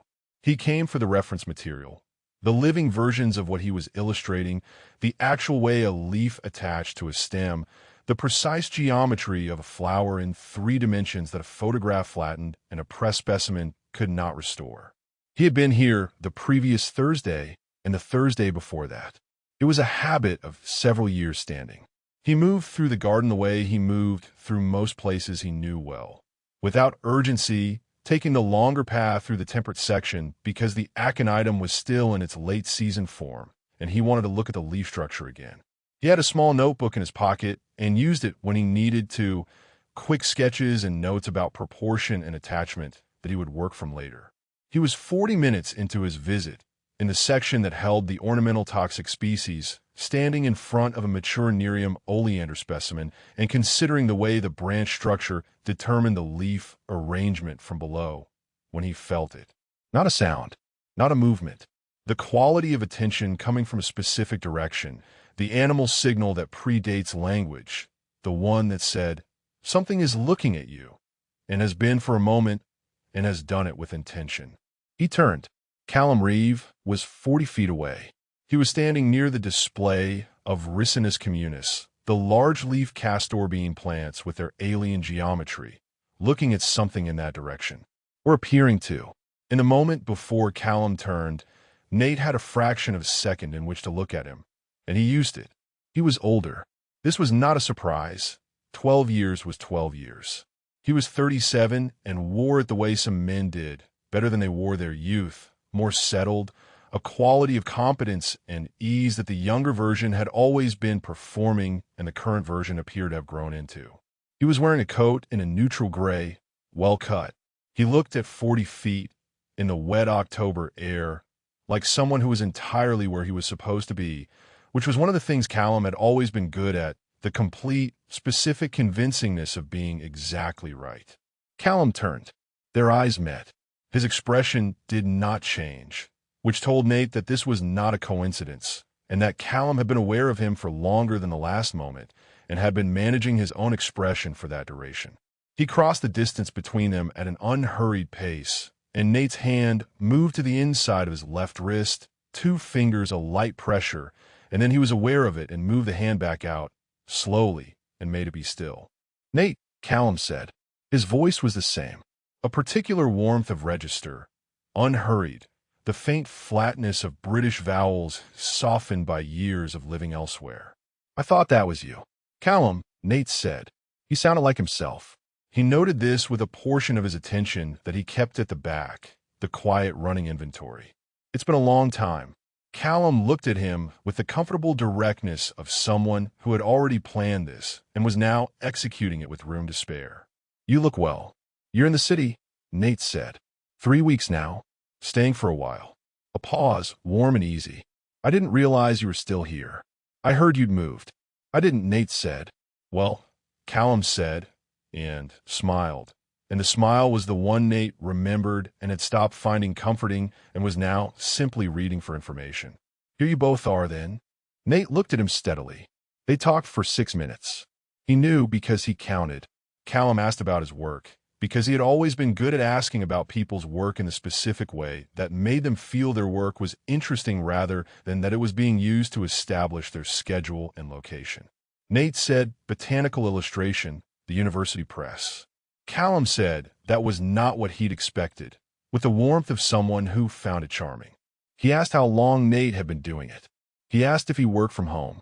Nate said primarily, and changed the subject to Callum's reason for being in the city, which Callum deflected pleasantly into a mention of some consultancy work without specifying the kind, and they talked about the city for 2 minutes in the way of people who share a passing knowledge of a place. And then Callum said it was good to see him, and it sounded true, and it might have been true, which was the problem with Callum. The true things and the calculated things were always in the same register. "I'll be in touch," Callum said, at the end of it. the easy warmth of a phrase that implied access. Nate looked at him for a moment. "I changed my number." Callum's smile adjusted by a fraction, not disappearing, not cooling, simply acknowledging. "I'll figure it out," he said, cheerfully, and walked back the way he'd come. Nate stood in front of the oleander and watched him go. He did not look at his wrist. He did not think about the last time he had seen Callum, which had been at a different kind of moment than this, and in a different city and a different version of Nate's life. He did not think about the 12 years. He thought about what Callum had asked and what he'd answered, and how few complete answers he had given, and whether that would matter. He thought, 3 weeks in the city. Already here. Already watching. He thought about the unlocked window. He put the notebook away. He walked home. He took the long route, not because he thought he was being followed, but because he needed the time, and the time required distance. His illustrations that evening were the most detailed they had been in 2 years. He did not tell Aleksei that evening. He sat with it through dinner, through the quiet of the evening, through the specific quality of Aleksei's presence on the other side of the sofa, reading, and he sat with it the way he sat with things that needed to be examined before they were offered, carefully, with attention, until he knew what he was actually holding. He told him in the morning. He told him the way he told Aleksei most important things, plainly, at the kitchen table, in complete sentences, without the distancing frame of it was probably nothing. It was not probably nothing. He did not make it larger than it was either.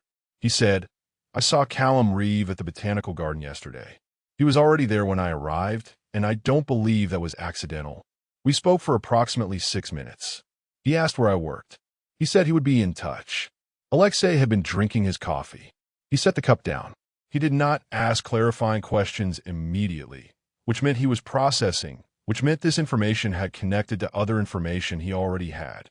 Nate watched this happen on his husband's face in the invisible way things happened on Aleksei's face, a single degree of stillness that was its own tell, the one only Nate could read. "How long has he been in the city?" Aleksei said. He said 3 weeks. Aleksei was quiet. "You know who he is," Nate said. "Not a question. I know who he was to you," Aleksei said. "I've known since before we married." I looked. A pause. "I know more about him now." Nate looked at him across the table. "Since when?" "Since Tuesday." Nate received this, turned it over, set it down. Tuesday was the day after his conversation with Petra, presumably. Tuesday was the day after whatever had sent Aleksei home by the long route that passed Mara Street. "There's more to it," Nate said. "Yes. Tell me what you can." Aleksei looked at him. He looked at Nate the way he sometimes looked at him, with the particular quality of a man recalibrating the terms of a decision he had already made, and then he said, "Not yet. When I have more." Nate held his gaze for a moment. He understood not yet. He trusted not yet from Aleksei in the way he trusted most things from Aleksei, which was entirely with one quiet reservation. That not yet had a defined end, and that the end was something Aleksei was moving toward and not indefinitely deferring. "All right," Nate said. He picked up his coffee. He looked out the window at the gray street. The morning doing its morning things, the city indifferent and reliable outside the particular atmosphere of their kitchen. He thought about Callum's smile, warm, easy, calibrated, adjusted by a fraction when Nate said he'd change his number. "He'll find the number," Nate said. "I know," Aleksei said. "I want to note it." "I know," Aleksei said again. And then, after a moment, with the specific quality of deliberateness that meant it had been chosen, "Thank you for telling me." Nate looked at him. "Obviously," he said, and drank his coffee, and the morning continued, changed. Chapter 11, Dinner for 4. The restaurant did not have a name on the door. This was, in the particular ecosystem of this city, a thing that meant something. Establishments that had no need to advertise their existence to people who did not already know it were operating in a register that was its own form of signal, and the men who met in them were operating in that same register. And everyone present understood this, and no one said so, because the understanding was the point. Aleksei had been using this room for 7 years. The table at the back, separated from the main floor by a curved partition of frosted glass, was reserved for him every second Tuesday, whether he used it or not, and the staff had a quality of discreet efficiency that he had evaluated over time and found satisfactory. He knew the kitchen's third exit. He had never needed it. He arrived at 8, which was 3 minutes before the reservation, which was 6 minutes before the underboss, who arrived at 8:06 by the particular logic of men who equated lateness with authority. Aleksei had known Matteo Bress for 11 years and had spent the first 9 of those years waiting for the precise timing of lateness to produce a concrete advantage. It had not yet done so. He suspected it would not. Bress was 63, broad across the chest in the way of men who had been physically formidable at 40 and had since softened without losing the memory of it. He wore his age with the satisfaction of a man who had outlasted most of the alternatives. He had, in Aleksei's assessment, the kind of intelligence that was very good at recognizing danger and very limited at generating strategy, which made him manageable and also, occasionally, unpredictable in the way of things managed by reflex rather than reason. He came in with 2 of his own men, both of whom took positions by the partition and stayed there for the duration, which was standard and not, tonight, particularly informative. Vivian arrived at 8:12. Aleksei had known she would be here. He had not been told. She had not been mentioned when the dinner was arranged by the usual channel. He had known because Bress had asked for this meeting 6 days after Dima's incident, which was 6 days after someone had made a query about the studio on Marin Street, and the timing was not coincidental, and nothing in this ecosystem was coincidental, and Vivian Core had been the most composed element of this situation from the beginning, which meant she had known the shape of it longest. She came in alone. She wore something in a dark green that was too specific a shade to be called simply green, and she looked, as she always looked, like a woman who found rooms interesting rather than intimidating. She greeted Bress with the warmth of long familiarity. She greeted Aleksei with the warmth of careful calibration. She sat. Wine was poured. A first course arrived. The conversation opened in the register these conversations always opened. Proximate and oblique, the substance of things approached through the texture of things, the way men who did not trust each other discussed business by discussing everything except it. Bress raised the faction situation with the circumspection of a man raising something he had already decided the conclusion to. He wanted to know how Aleksei intended to proceed. He framed this as concern for stability. Aleksei listened to the full construction of the question and then answered it. The situation was contained. The responsible parties had been identified. He would manage it. Bress said he was glad to hear it. He said some of his people had heard things, vague and unspecific, which was his way of indicating he had heard things that were neither vague nor unspecific, and was choosing to treat them as though they were, which was also a form of pressure. Aleksei acknowledged the concern without conceding anything to it. This was the full substance of the exchange. They both understood this and moved on to the fish. Vivian, for the first hour, said almost nothing of operational significance. This was in Aleksei's experience when she was doing all of her work. He watched her without appearing to. He had developed this capacity over 20 years of operating in rooms full of people who watched each other for a living, and it was one of the more genuinely useful things he had learned. The capacity to hold his attention in 2 registers simultaneously, the surface and the underneath, conducting the visible conversation while running the second one in the part of his mind he kept at temperature. He participated in the discussion of the recent renovation to the harbor district with the appropriate fraction of his attention. The rest was on Vivian. She was interested in Bress. She managed him the way a skilled technician managed equipment, with precise, minimal interventions that kept him producing the output she wanted. She redirected his 2 attempts to relitigate a territorial question from 2 years ago. She softened his more aggressive framing of the faction situation into something that sounded like collective concern rather than accusation. She did all of this while appearing to simply be a woman enjoying a dinner. Aleksei found her, as he always found her, genuinely difficult to read, which was its own form of information. Most people in this ecosystem had legible self-interest. Vivian's self-interest was legible only at the level of its existence, not its direction. He knew she wanted something. He had not yet confirmed what. The main course was cleared. Dessert was offered and declined by most.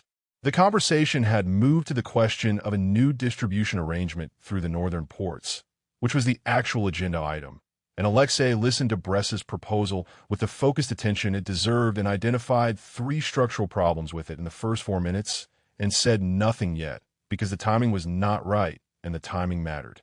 He was formulating his response to the port proposal when Vivian, at the end of a sentence about something else entirely, said, "I so enjoyed having lunch with Nate last Saturday.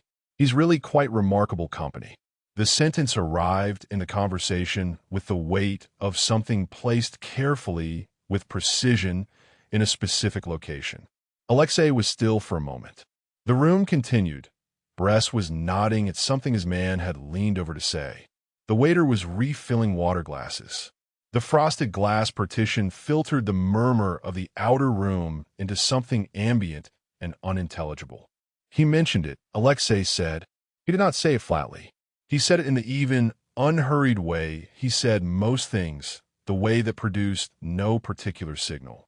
He had not been told about the lunch. He had been told about the gallery opening, about Vivian's interest, and Nate had mentioned the car that had arrived, but the lunch itself, the lunch on Saturday, while Aleksei had been at the office from morning through early evening, Nate had not told him about that. He filed this. He would address it later, with Nate, calmly, and it would resolve into one of 2 things: an omission with an ordinary explanation or a piece of information he needed. Nate did not withhold things from him without a reason. He would hear the reason. Vivian's expression was warm, unsurprised, and exactly as unrevealing as her expressions always were. "He has such a specific eye," she said, "for beautiful and complicated things." A pause precisely waited. "I asked him to consider a commission. Something botanical for the sitting room. He'll give it consideration," Aleksei said. He would not. He would tell Nate tonight to decline. He would explain why. Nate would understand. Bress had returned to the conversation. Vivian smoothly re-engaged with the port proposal question, and the exchange about Nate closed behind them like water closing over a stone, without leaving a visible trace. Aleksei returned his full attention to the port proposal. He laid out the 3 structural problems in concise, accurate terms and proposed modifications. Bress absorbed this with the attention of a man who had expected opposition and was recalibrating its form. They negotiated for 40 minutes. The modifications were accepted in 2 of 3 cases. The third was deferred.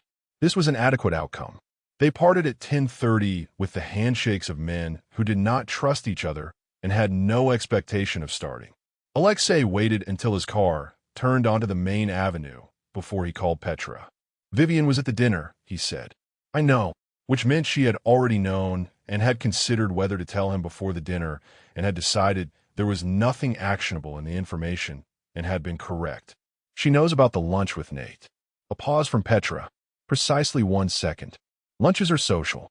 Social is her terrain." She said his name once, Aleksei said. One time, in the first 2 hours of the dinner. After the main course. In the middle of a sentence about something else. Another pause. Petra was processing the significance of the placement, which she understood because she understood these conversations. She put it where it would cost the most, she said. Yes. He looked out the window at the city going dark around him. She wanted me to know she has access to him, that she chose to cultivate it, that she can use it as a register I cannot control. He paused. She wanted me to know he is available to her. Is he? Aleksei thought about Nate at his desk with the illustration lamp on, the quiet industry of him, the specific competence with which he moved through every room he chose to enter, including this one, including rooms that were not meant for him. No, he said. He arrived home. He called Petra once more from the lobby with a specific set of instructions, and Petra said she would have the answers by Friday, and they ended the call. He went upstairs. Nate was in bed. The apartment was quiet in the way it was quiet late at night. The city reduced to its bones outside. The lamp in the hall left on at the low setting Nate always left it when Aleksei was coming home late. He stood in the kitchen for a moment and looked at the pinboard in the hallway. Vivian's cream card still there among the other things Nate kept in that register of things worth returning to. He stood and looked at it for rather longer than was necessary. Then he went to bed. In the morning, he would tell Nate about the studio. He would tell him to change the Tuesday routine. He would not tell him about the dinner. Not fully. Not yet, because the full shape of it was still forming, and he had learned over a long career that handing someone the beginning of a crisis without its resolution was not information. It was weight without purpose. He was very certain of this reasoning. He lay in the dark and listened to the city and to Nate's steady breathing beside him and thought about the way Vivian had said the name. Once. Warm. Casual. Placed with surgical precision in the middle of a dinner he had not expected her to attend, at the exact moment when the conversation had shifted and Aleksei's attention had been on the port proposal. Not incidental. An announcement. He thought about this for a long time. Chapter 12. What he didn't tell me. Aleksei came home on Tuesday, looking like a man who had made a decision. Nate had become, over 9 years, reasonably fluent in the minor grammar of his husband's silences, the way a different kind of person became fluent in a language, gradually, through attention and error, until the reading happened below the level of conscious effort. There was the silence of a day that had been heavy, but was resolved. There was the silence of a thing in process, still moving, not yet landed. There was the silence of something Aleksei was constructing language for. Tuesday was the third kind. He came in at 8:20, later than he'd said, which was not unusual on days when things required more than they had anticipated. He washed his hands. He sat at the kitchen table. He looked at the food Nate had kept warm in the oven and accepted the plate Nate set in front of him and ate without particular commentary on the food, which meant he was somewhere else and was doing his version of what Nate called housekeeping his attention, organizing the interior so that the exterior could function. Nate ate his own dinner and did not ask. This was not patience exactly. It was more that he had learned the shape of the process and knew that hurrying it produced nothing useful. Only a version of the thing Aleksei would have offered anyway, but with less of its actual content, compressed by the pressure of being asked before it was ready. He cleared the plates. He made tea. He set a cup in front of Aleksei and sat back down. Aleksei looked at the tea. He looked at Nate. Avoid the studio for the rest of the week, he said. Change your Tuesday routine. The botanical garden, take a different route, or go on a different day for the next 2 weeks. Nate looked at him for a moment. This was a specific kind of sentence, with a specific kind of architecture. Not a request, not a question, a direction, delivered in the tone Aleksei reserved for things that had already been decided at the level of necessity, where the delivery was a form of courtesy, not an invitation to negotiate. All right, Nate said. Aleksei looked at him with the slight quality of a man who had braced for something and had not received it. I won't ask for the full shape of it, Nate said, but I want to know what the shape is, what I should be attending to. Aleksei was quiet for a moment. He turned his teacup once, slowly, on the table. Callum Reeve is not in this city by coincidence. You already knew that. Yes. The thing he's here for involves you at the edges. Not directly, but someone has mapped the connection and intends to use it. A pause. The studio address is in that map. I'm working on the full picture. Until I have it, I want you away from the studio. Nate absorbed this. He thought about the unlocked window, which he had decided was nothing and which apparently was not nothing. He thought about Callum at the botanical garden, the complete convincingness of being exactly right, the smile that had adjusted by a fraction when Nate said he'd changed his number. He thought about the word edges, the specific choice of it, and what it meant about what was not an edge. The person who mapped it, he said. Is it Callum, or is it someone using Callum? Aleksei looked at him. The slight stillness, the one Nate could read, which meant he was incorporating something he had not expected to be offered. Both, he said. Callum is not operating alone. Nate nodded. He drank his tea. Vivian, he said. The stillness deepened, fractionally. She attended the dinner last night. Aleksei said. It was not a confirmation, precisely. It was a piece of information offered in the way Aleksei offered pieces of information when he was deciding, in real time, how much of the structure to give. I thought she might, Nate said. Aleksei looked at him. She has a tell, Nate said. The stillness was complete now. What is it? Nate set down his cup. He thought about the lunch, the 90 minutes of it, the quality of Vivian's attention, the specific half-second beat he'd noticed 3 times and filed. When she's collected the piece of information she was actually after, he said, There's a pause before she moves the conversation. A fraction of a second. She's deciding which pocket to put it in. It's very small. I noticed it 3 times at the lunch. Aleksei was quiet for a long moment. Where does it appear? He said. In what context? The 3rd time was when I confirmed I walked to the studio, that I don't take transit or a car. Nate looked at him. She wanted to know my route. She wanted to know whether she could encounter me predictably outside the apartment, in a space that wasn't controlled. Aleksei's jaw had a particular set it held when something had been confirmed that he had already suspected but had not yet confirmed. He looked at the table. He looked at Nate. Useful, he said. His voice was the same as always. The word was not. I know, Nate said. This was between them, one of their more complete exchanges. Nate watched Aleksei receive it, the full weight of the thing he'd said. That Nate had been paying attention, had read the room, had come home with intelligence of a specific and operational kind that Aleksei could use. That he had been doing this quietly on his own. That the dinner and the lunch and the careful sociability of that world were not things Nate simply survived. They were things he moved through with his own form of precision. He watched Aleksei understand this and did not make a performance of it, because it was simply true and had been true for years and did not require the drama of revelation. Decline the commission, Aleksei said. I had already decided to, Nate said. A pause. Ow! Politely. I'll write her a note. Something warm and unactionable. He looked at Aleksei. I'll let her know I appreciated the lunch without confirming she got anything from it. Make her work for the next move. Aleksei's gaze had the quality it held when he was looking at something he had not previously categorized correctly and was in the process of revising the category. Don't write it yet, he said. Wait until I tell you. Nate nodded. He understood the logic. The timing of the decline was its own piece of information, and Aleksei wanted to control when it was sent. They moved to the sitting room. Aleksei read. Nate returned to the Oleander series, the 4th leaf study, which was proceeding well since Sunday. The evening had its ordinary texture, the lamp warm on the page, the city doing its night things outside, the apartment quiet and intact. At some point, Dima's light went out in the spare room. They had been coexisting for nearly a week now, and the coexistence had settled into something that felt less like disruption than like an addition to the household's existing grammar.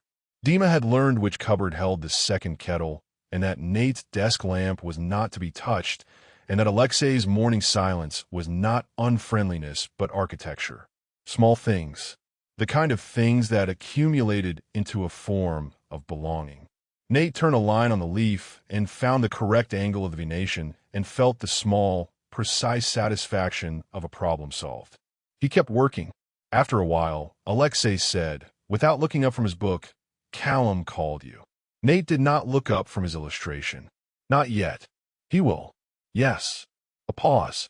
When he does, Aleksei said, tell me before you meet him. I wasn't planning to meet him. Tell me anyway. Nate looked at him now. You're assuming I'll agree. Aleksei looked back at him. The particular look, steady and direct, and with the specific quality that Nate had once, years ago, tried to describe to himself and had arrived at something like, the look of a man who has committed fully to one thing and is entirely at peace with the cost of it. You want to hear what he has to say, Aleksei said. You want to look at him and understand the shape of it. That's how you think. A pause. It doesn't mean I won't think it's a mistake. Nate held his gaze for a moment. He thought about this, the accuracy of it, and what it cost Aleksei to say it without attempting to prevent it. I'll tell you, he said. Aleksei looked back at his book. The lamp burned. The city moved quietly outside. The oleander leaf was nearly right. Nate worked until 11 and then put down the pen and looked at what the week had become, holding it at a slight remove, the way he held things that had shifted weight since he last looked at them. Not worse than expected, just less simple than before. He turned off the lamp. In the hallway, passing to bed, he paused at the pinboard and looked at Vivian's cream card, still there between the gallery invitation from September and a receipt he'd been meaning to file. He did not take it down. He went to bed. Chapter 13, What Callum Wants. He did not have Nate's number, and then on Thursday he did. Nate was at the kitchen counter cutting fruit for breakfast, when his phone rang from an unknown number, and he looked at it for the one ring it took him to consider his options, and then answered it. Nate. Warm. Unhurried. The voice of a man who had expected to reach him and had arranged a greeting for it. Callum, Nate said. A pause, brief and pleasant. I told you I'd figure it out. You did, Nate said. He set down the knife. He noted the time, 8:43. He thought about who Callum knew in this city who might have a route to his number, and arrived at 2 or 3 possibilities before he decided the specific route mattered less than the fact of it. What do you want? A small, warm sound that was the precursor to an expression of mild amusement. Coffee, if you're offering. I'm not. A conversation, then. 20 minutes. A coffee shop of your choosing. Somewhere neutral, entirely public. A pause. I'm not going to do anything alarming, Nate. I just want to talk. Nate looked out the window at the gray morning. He thought about what Aleksei had said, the specific accuracy of, you want to hear what he has to say. You want to look at him and understand the shape of it. Saturday morning, he said. The Cavarna on Audiobook Street. 10 o'clock. Perfect, Callum said, with the warmth of someone who had been given exactly what they came for. Nate ended the call and immediately sent a message to Aleksei. 3 lines, the address and time, and a 1-sentence account of the call. Aleksei's response came 4 minutes later. I'll have someone outside. That was all. The brevity of it was its own kind of reassurance. He told Dima at breakfast because Dima was going to notice something was different, and because Nate had found, over the past week, that Dima noticed things with the specific quality of someone who had been trained to and had not yet learned to stop. Dima went very still in the way of someone receiving information they had not been given through the correct professional channel and were now uncertain whether to treat as personal or operational. You told Aleksei, Dima said. Immediately, Nate said. Dima's shoulders dropped about 4 millimeters, which was the entirety of his visible relief. He ate his toast. Nate went back to the oleander. On Saturday, the weather had cleared. The particular autumn quality of the city was operating at its cleanest, cold and bright, and the leaves in the gutters vivid against the wet pavement. Nate walked to Audiobook Street with his hands in his pockets and arrived at 9:57. Cavarna had been here since before Nate's time in this city.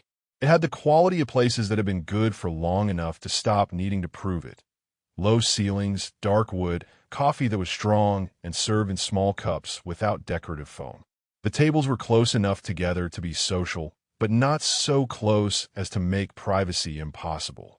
Nate had chosen it for all of these reasons, and also because the window faced the street and he would be able to see who was already outside before he looked. He ordered coffee. He sat at the table by the window. Callum arrived at 10:02, which was close enough to punctual to seem casual and late enough to seem unhurried, and came in with the complete ease of a man entering a room he had already read from outside. He found Nate immediately, crossed the floor without looking at anything else, hung his coat on the chair back, and sat. Good choice, he said, looking around briefly. I haven't been here. I know, Nate said. Callum ordered coffee from the passing waitress with the fluent, specific consideration of someone who found small courtesies worth deploying. He had, Nate noted, the same quality at 37 that had been present at 25 but had sharpened. The appearance of ease that was actually the result of a great deal of careful management.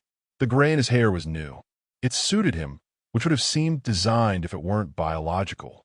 The coffee arrived. Callum wrapped both hands around the cup and looked at Nate with a direct, comfortable regard of someone who had known him in a previous configuration and was comparing. You look well, he said. Not for the first time. Nate received it with the same neutral acknowledgement as the last time. What do you want, Callum? He smiled. You've always been like that. Like what? No warming up. No pleasantries. Straight to it. The smile was warm and genuine and designed. I always found it refreshing. You found it useful, Nate said.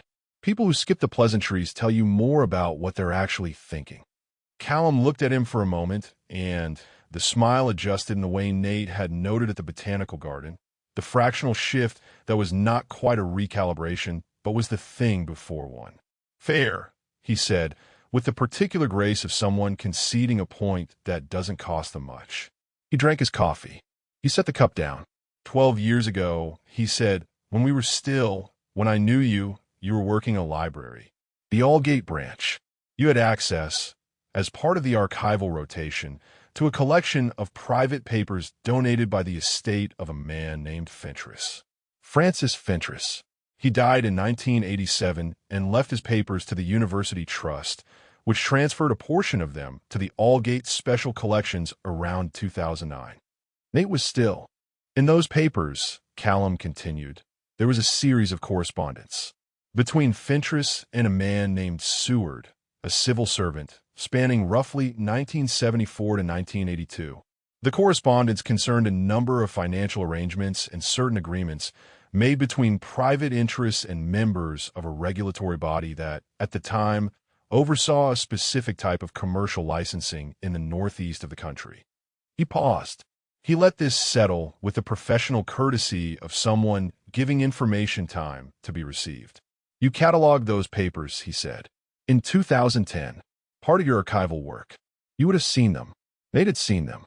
He had cataloged them. He had, in the way of a librarian doing careful archival work, read enough of them to understand their nature and had entered them into the system with the accurate, neutral description of their contents. He had not thought about them in 12 years. You want the catalog reference, Nate said. I want to know if there was a third party to the correspondence. Callum's voice was even. The letters between Fentress and Seward mention a broker. Not by name, by role. I need confirmation that the reference to that broker in the later letters maps to a specific name I have found elsewhere. I need someone who read the full correspondence to confirm a match. A pause. There were 3 librarians who worked that rotation. One is dead. One has dementia. The pause was precise. I checked. Nate looked at him. You want me to confirm a name? Nate said. I want you to tell me what you remember, what you read, whether the broker described in the letters is consistent with the name I have. A pause. That's all. That's not all, Nate said. Callum's expression did not change. He was very good at expressions not changing. The person whose name you're trying to confirm, Nate said, is still alive. What you're building is evidence of something, and you want me to be one of the witnesses to it. He held Callum's gaze across the table. Whatever you're doing with that evidence, you want my name attached to some part of it. You want it to be findable, available. He paused. Available as leverage. Callum was quiet for a moment. The warmth had not left his expression. That was the thing about Callum. The warmth was real underneath everything else. It had always been real. It was simply that it coexisted with the calculation without contradiction, and the coexistence was the problem. I'm not trying to endanger you, he said. I know you're not trying to, Nate said. A beat. The word trying hung in the air between them with its own specific weight. What I know about those papers, Nate said, is mine to offer or not offer. It is not yours to requisition. He kept his voice level at the precise temperature it always was, the temperature people described as calm, and which was, in fact, a choice. The answer is no. Callum looked at him. Something in his face, beneath the warmth and the ease and the calibration, moved briefly in the direction of something less composed. Nate, he said. The warmth stripped back slightly, not to threat, but to something more direct, more actual. I'm asking you to help me, as someone who was important to me, who I was important to. You were important to me, Nate said. The importance didn't survive what you did with it. The silence was different now. Not comfortable, not hostile. A silence with an edge that both of them were aware of and neither chose to name. I never meant to, Callum started. I know, Nate said. I know you didn't mean to. He looked at him steadily. That was the problem. You didn't mean to a great deal, Callum. You were never deliberately unkind. You were just consistently convenient. He paused. The answer is still no.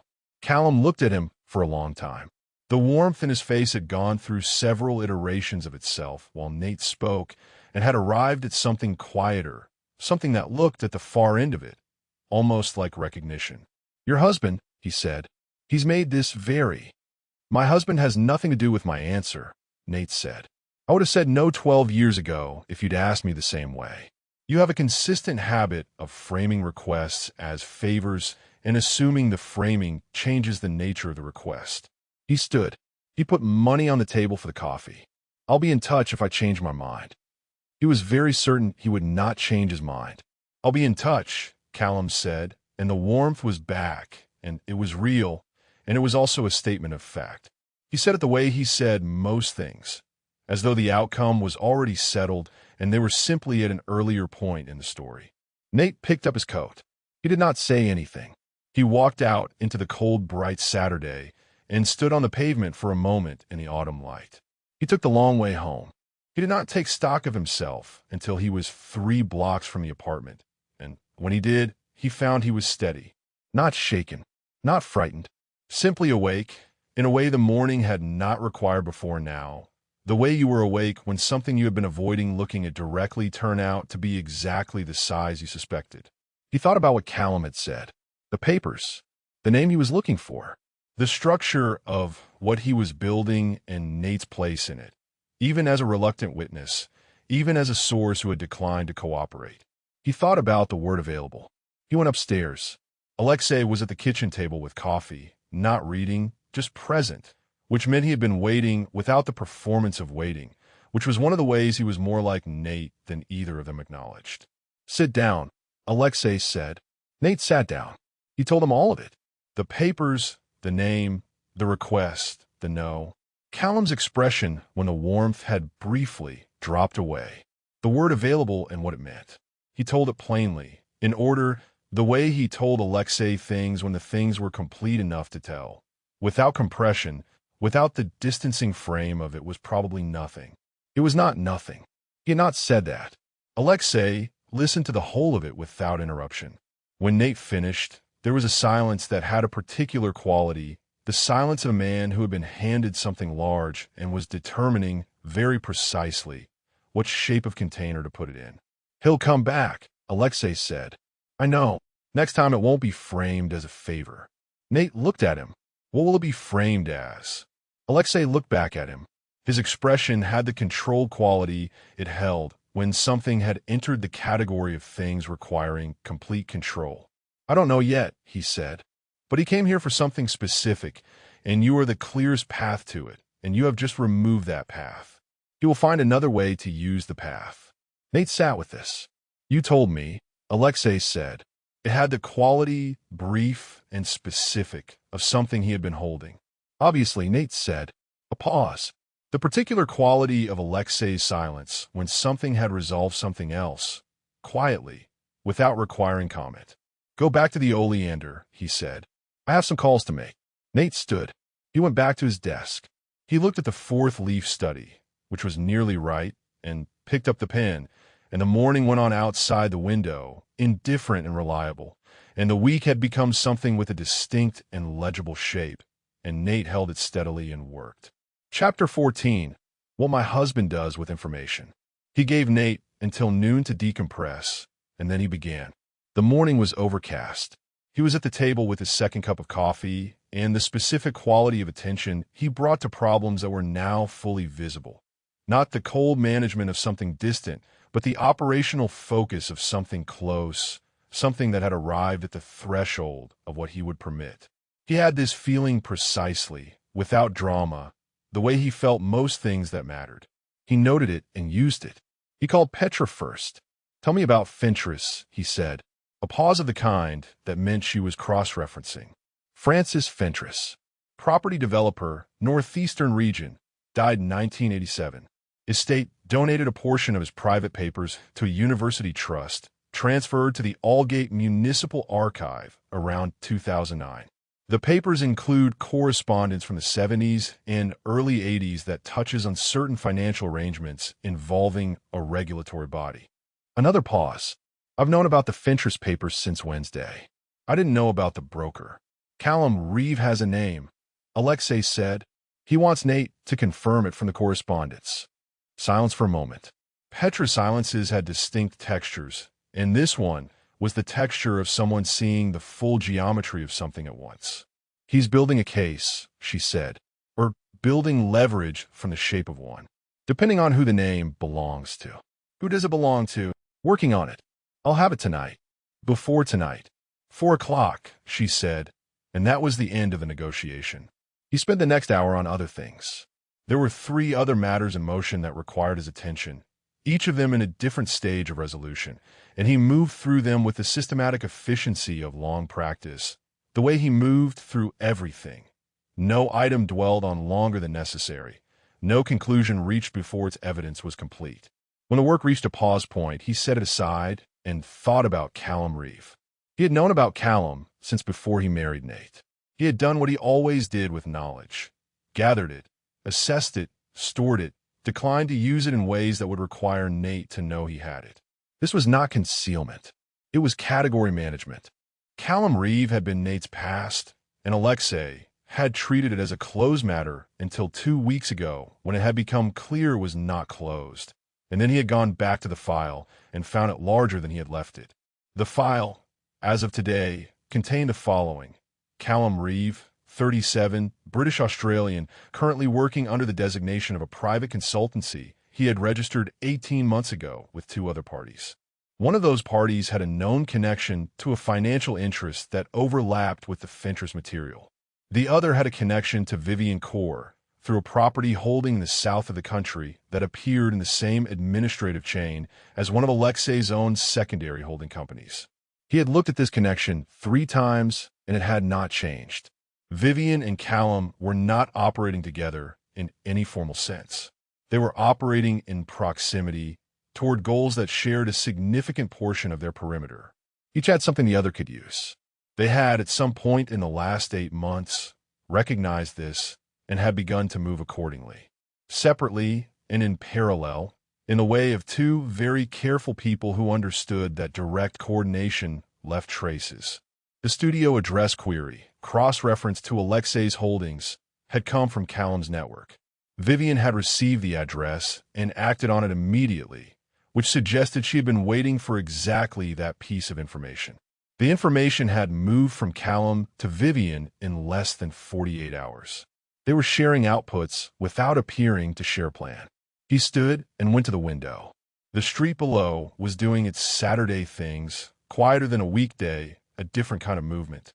He looked at it without seeing it, or with seeing it in the partial way he sometimes saw things when his attention was elsewhere. The surface registered without the interior engaged. Nate was at his desk.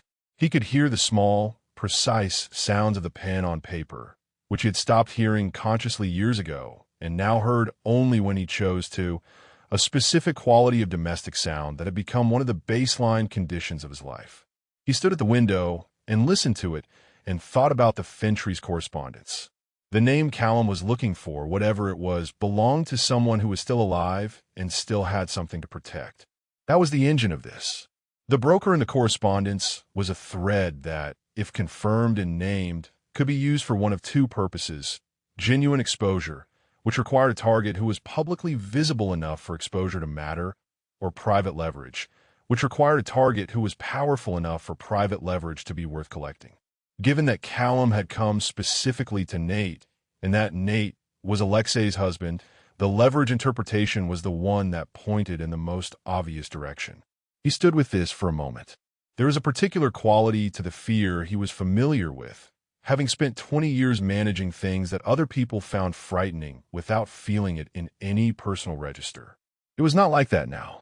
He was familiar with the specific wrongness of a threat that moved toward the people adjacent to him rather than toward him directly, the way you couldn't put a wall around something that was approaching from inside the perimeter. This was worse than that.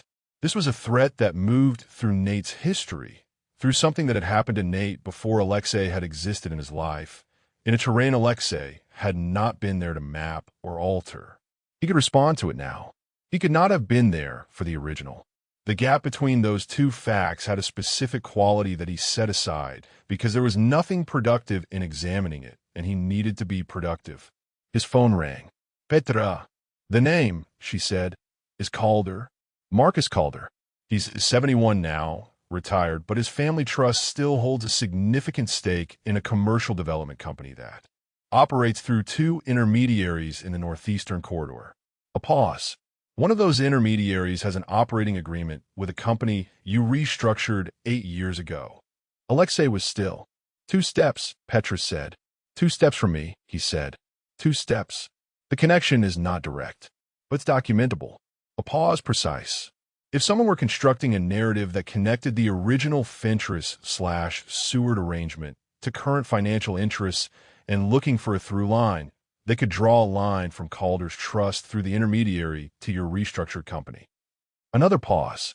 It would not stand up to scrutiny, but it would not need to stand up to scrutiny to be used as leverage. He understood. The document was not a legal case. It was a story with enough names in it to be inconvenient. Callum had Calder. He needed someone who had read the original correspondence to confirm the connection. That person was Nate. The result would be a document that connected Calder to the original arrangement and, through the two-step chain, to Aleksei. At which point Callum would be holding something that could cause Aleksei difficulty. Not ruin him, not dismantle the operation, but create significant inconvenience with the people he operated adjacent to and created at the moment of Callum's choosing. And the studio address, shared with Vivian. Where does Vivian fit? He said. I'm not certain yet, Petrus said.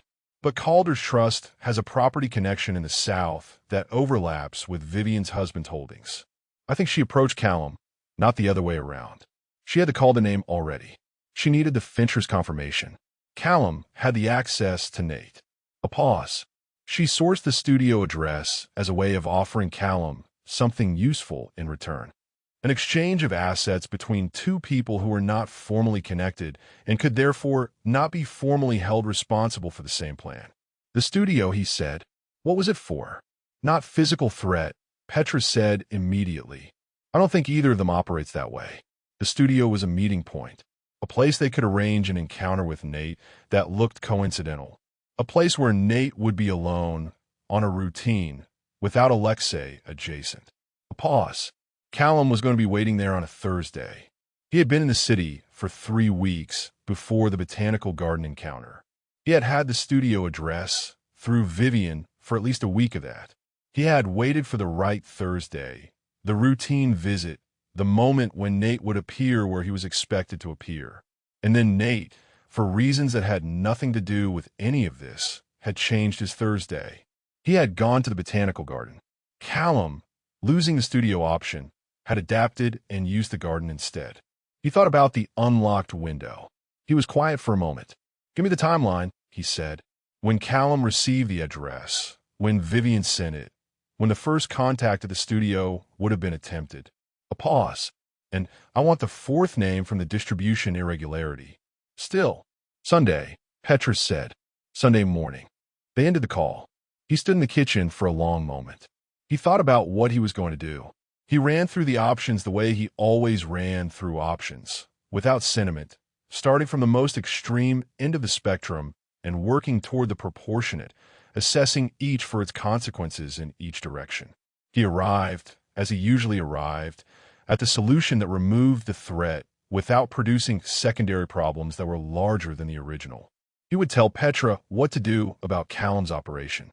He would do it cleanly, in a way that didn't touch Nate. He would ensure that the document Callum was building became impossible to complete. The other source, the one who wasn't Nate, would be unavailable. Callum's consultancy would find its current project close to it. He would not touch Callum himself. He would simply remove every route toward the thing he was building. And Vivian. He thought about Vivian, her specific intelligence, the way she had said Nate's name across the dinner table. He thought about what Nate had said. She has a tell. He thought about the commission, the warm invitation, the specific way she had read Nate as a pressure point and had been working from that read.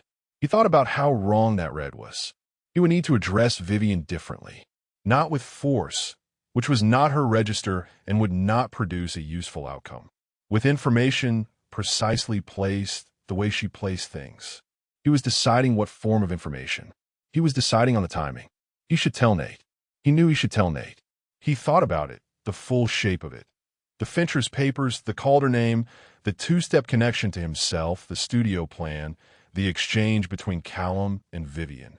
He thought about Nate at his desk, the fourth leaf study, the precise, unhurried quality of his presence in this apartment that was the thing Aleksei had been keeping intact for 9 years through a variety of methods and intended to continue keeping intact. He thought, Nate already knows most of it. He told me himself. He's not fragile. You'll want to know. He also thought, until I have the fourth name and the full timeline, what I have is an incomplete picture. Giving Nate an incomplete picture serves nothing.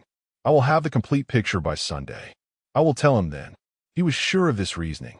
He went to the doorway of the sitting room and looked at Nate at his desk, the lamp on, the illustration board in its position, the careful movement of Nate's hand on the paper. "How is it coming?" he said. Nate looked up. "A brief, accurate read." "Fourth leaf," he said. "Nearly right." Aleksei nodded. He went back to the kitchen. He called Petra. He told her what to do about Callum. Then he told her what to do about Vivian.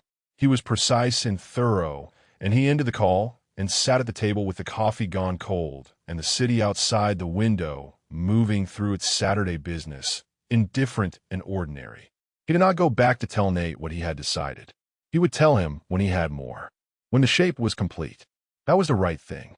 He was sure of it. Chapter 15, Gerald Fitch again. Tuesday had been redesigned. This was a neutral fact and not a grievance, and Nate was careful to hold it that way. The studio was a convenience and a preference and not, in the final accounting, a necessity, and the quality of the light in the apartment's east corner was adequate for the oleander work, which had in any case moved from the larger boards to the smaller detailed studies that could be done at the desk. He had adjusted.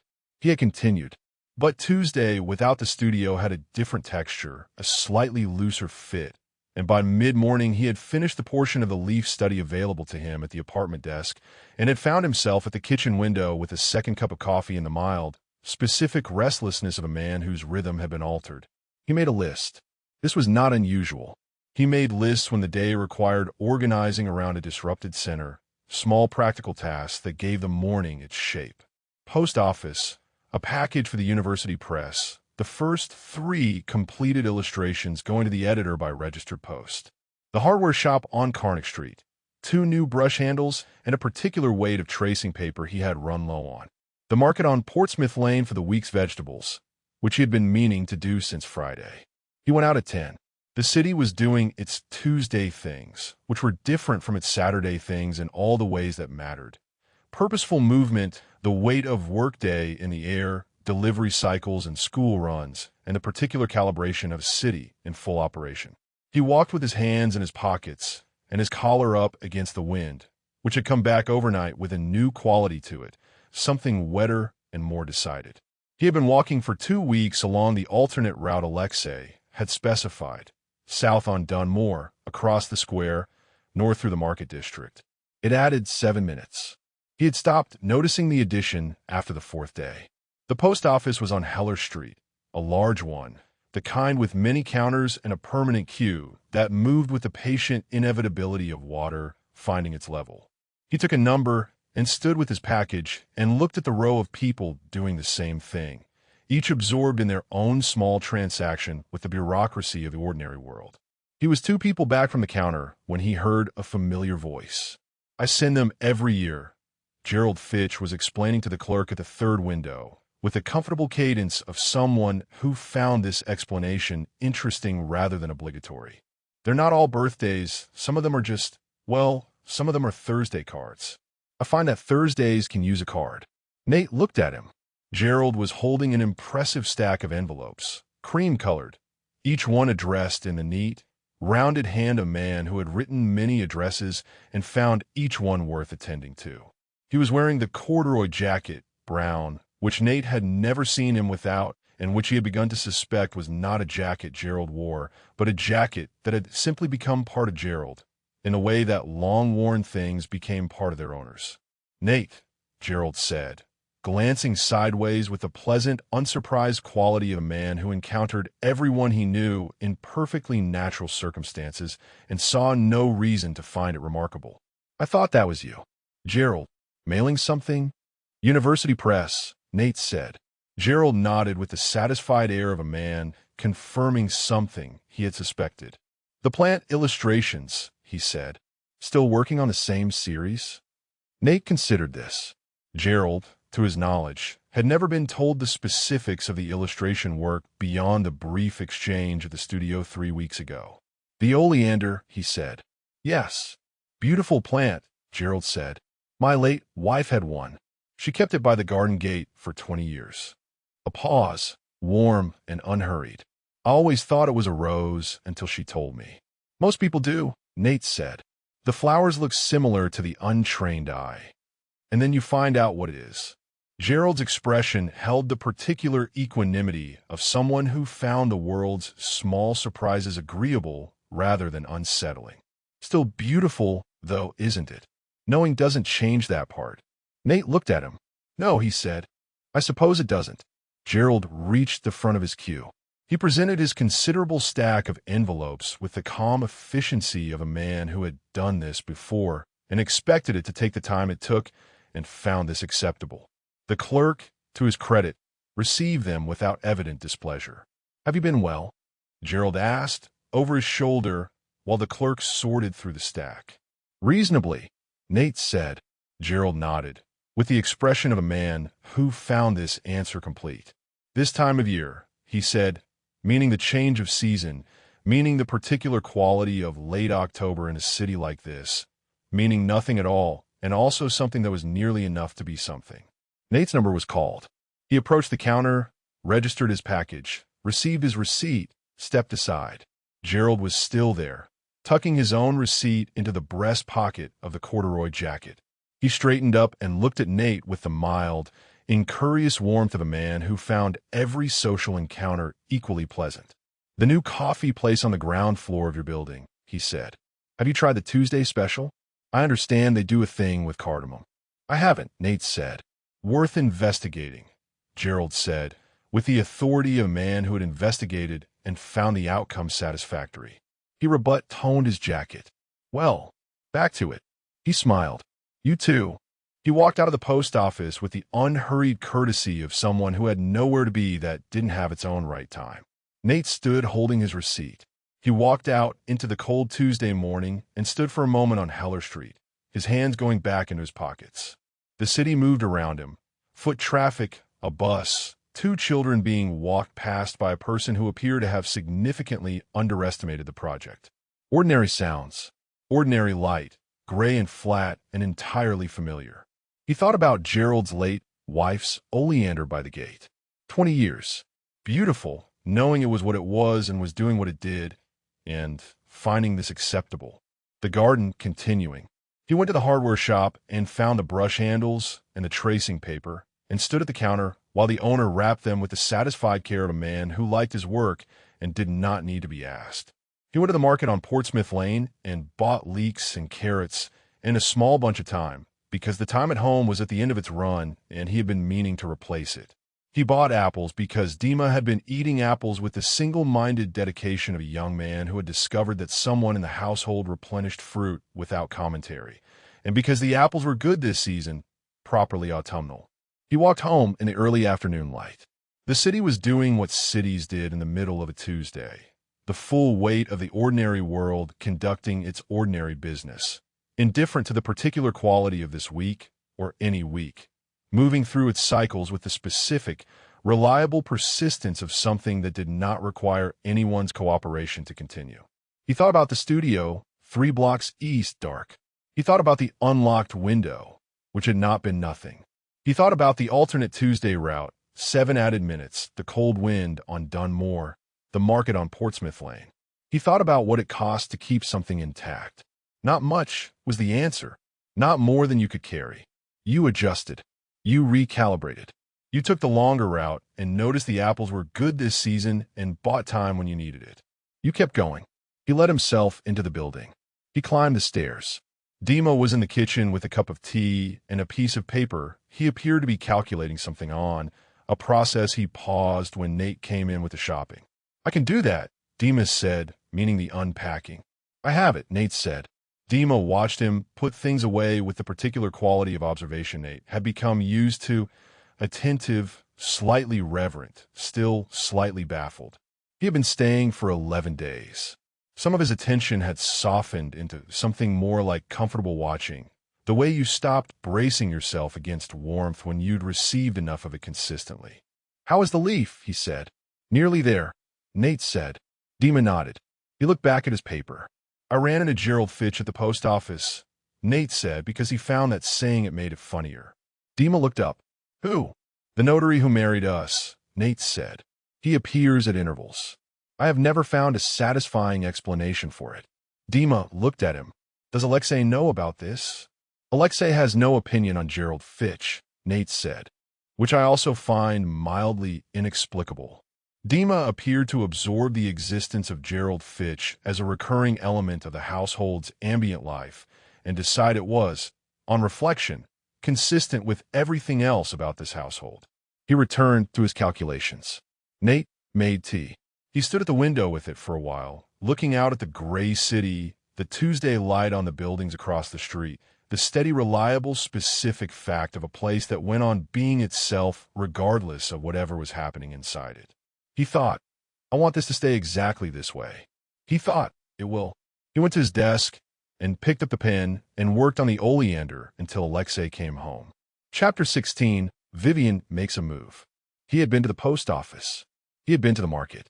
He had walked back along the alternate route, south on Dunmore, through the square, north past the market district, and was 2 minutes from home, his bag heavier than he'd planned because the leeks had been excellent and he'd bought more of them than strictly necessary when he saw her. She was standing outside his building, not at the door, not in the lobby, on the pavement, 20 feet from the entrance, in a posture that was entirely consistent with a woman waiting for someone or simply pausing to look at something on her phone, and which was also entirely inconsistent with coincidence, because Vivian Kaur did not do anything that was consistent with coincidence. She had not seen him yet, or was performing not seeing him, which was probably the same thing. He kept walking. He did not slow his pace, and he did not change it. He arrived at the same piece of pavement she occupied at a natural angle, and she looked up at the appropriate moment, and her expression produced exactly the right quality of pleasant surprise. Nate, she said. What luck. Vivian, he said. She was wearing a coat in a warm dove gray, impeccably fitted, with the quality of clothing that was very expensive and did not advertise it. She looked like a woman who had been on her way somewhere and had paused, naturally, for no particular reason, at this particular address. She was very good. I was just nearby, she said. A meeting on Carver Street. I thought I recognized the building, but I wasn't sure. I must have passed it before. She smiled with the warmth she deployed so precisely. I was going to call you. You have my address, Nate said. He said it pleasantly, as an observation, in the same even tone he said everything. A fractional pause. Not the tell. Something different, a brief recalibration, the adjustment of someone who had expected not to be named directly. Then the warmth resumed. I suppose I do, she said. From the card. A pause. Though your building isn't on the card. He looked at her steadily. My building isn't on the card, he agreed. The warmth in her expression had a new quality to it now. Something that was still warm, but had also become interested, the way a person became interested when they met someone who was going to be a more complex conversation than anticipated. How is the Oleander series coming? She said, with the ease of someone changing direction, smoothly enough that the change was almost invisible. Well, Nate said, nearly done. I've been thinking about the commission, she said. Something with that quality, you have the particular tension of it. Something for the sitting room. I'd love to discuss it properly. She said this with sincerity that was almost entirely real. Underneath the professional interest in his work was a genuine appreciation. Nate had established this at the lunch, and it had not changed. She defined his work remarkable. It was simply that the commission was not about the work. There's something you should know, she said, and her tone shifted fractionally, moving into the register of a confidence, something warm and a degree more personal. I mentioned your work to a colleague last week, someone who deals in private collections. He was very interested.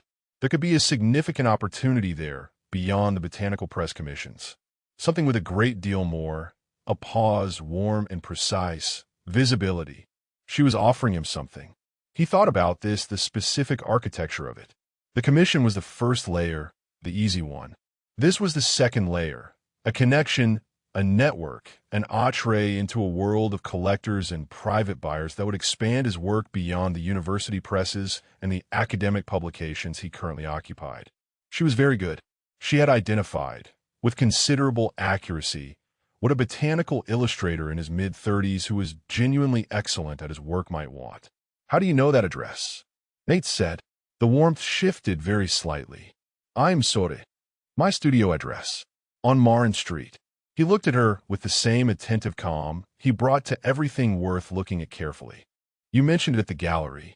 You said you've been admiring my work. But the studio address isn't published anywhere. It's not on my professional correspondence. It's not associated with the press commissions. A pause. How do you know it? There was a silence of about 3 seconds. 3 seconds was, in Nate's experience, a significant silence in a conversation between two people who were both paying close attention. It was the silence of someone determining, with precision, which version of the answer served them best. I have people who research things for me, Vivian said. Her tone was entirely unruffled. She offered this as though it were the most natural thing in the world, which in the world she moved in, it was, I was interested in your work. It was professional curiosity. A pause. I hope you don't find that intrusive. I find it interesting, Nate said. She looked at him.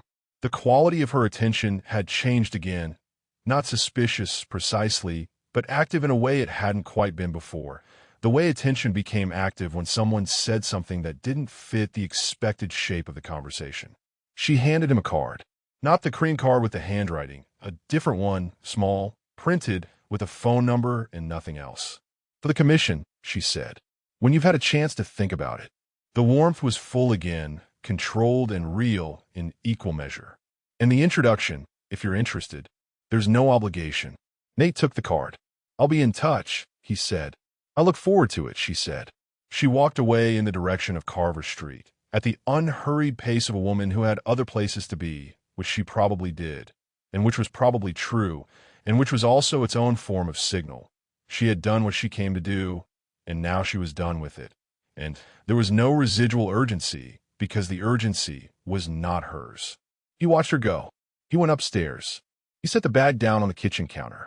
He stood with his coat still on and looked at the kitchen table, which was bare and ordinary, the morning's cups washed and in a rack. The apartment was quiet.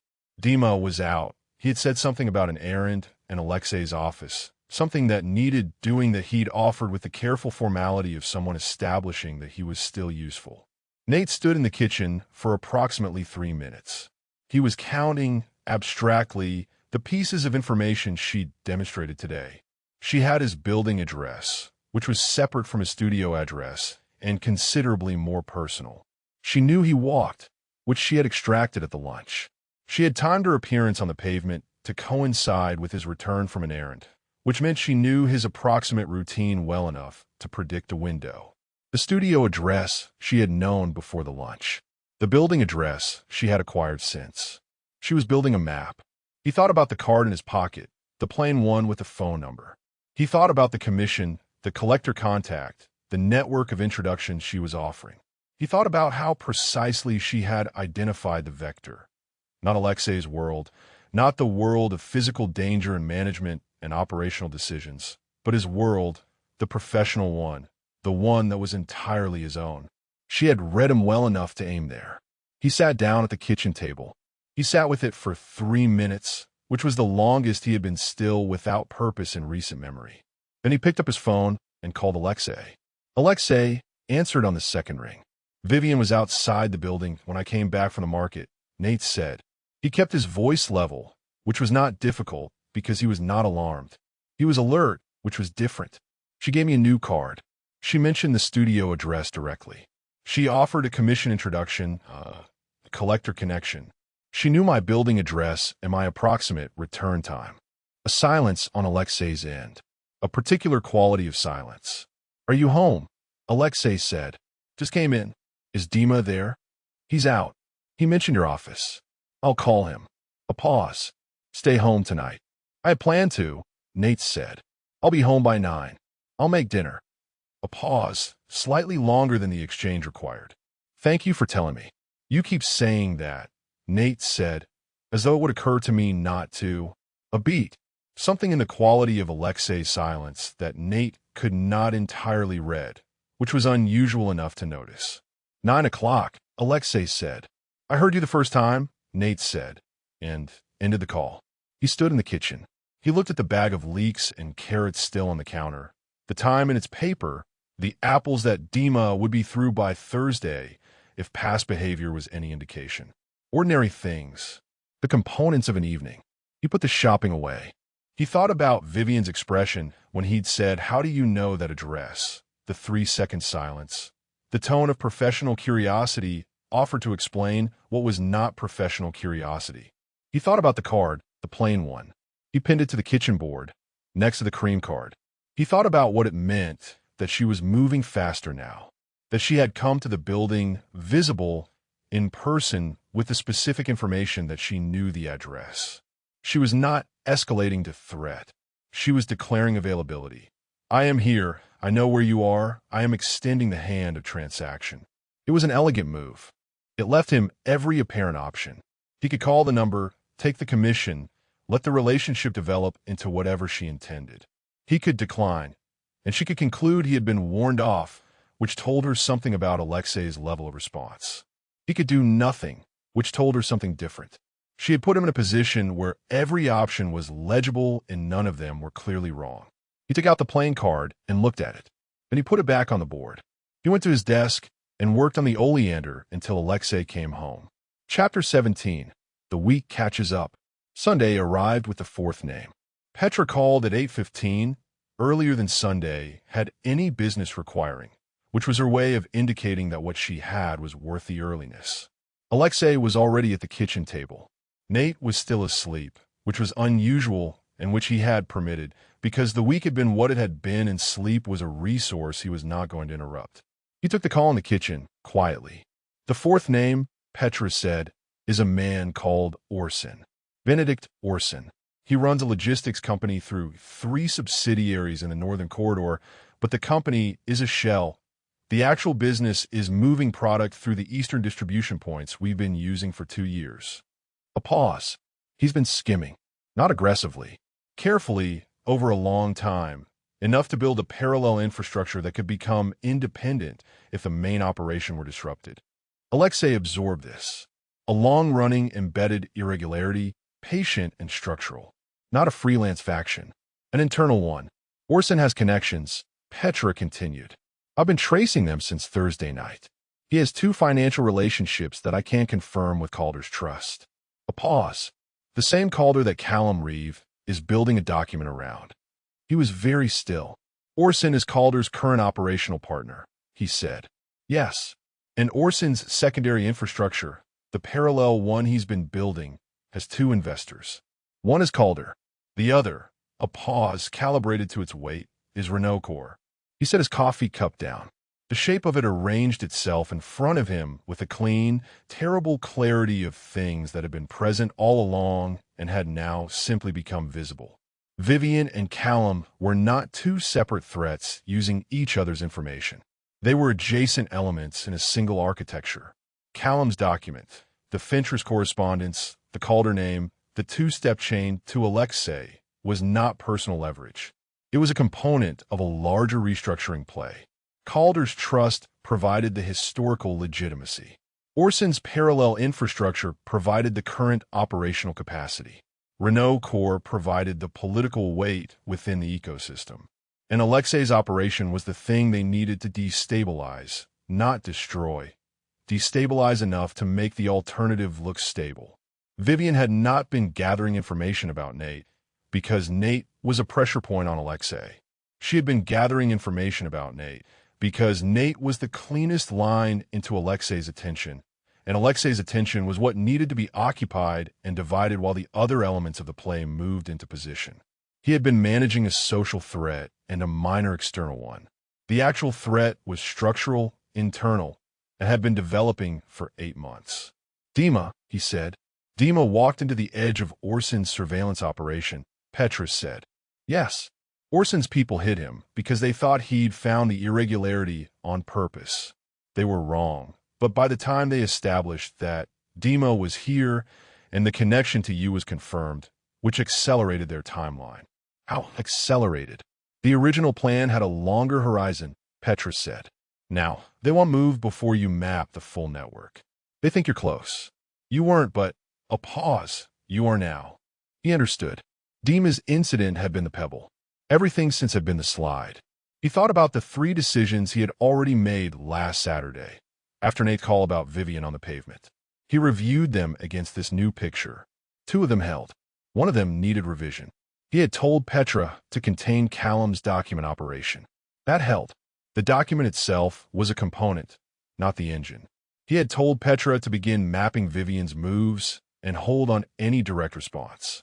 That held, but it needed to be faster. He had decided to tell Nate about the full shape of it on Sunday, when the picture was complete. The picture was now complete.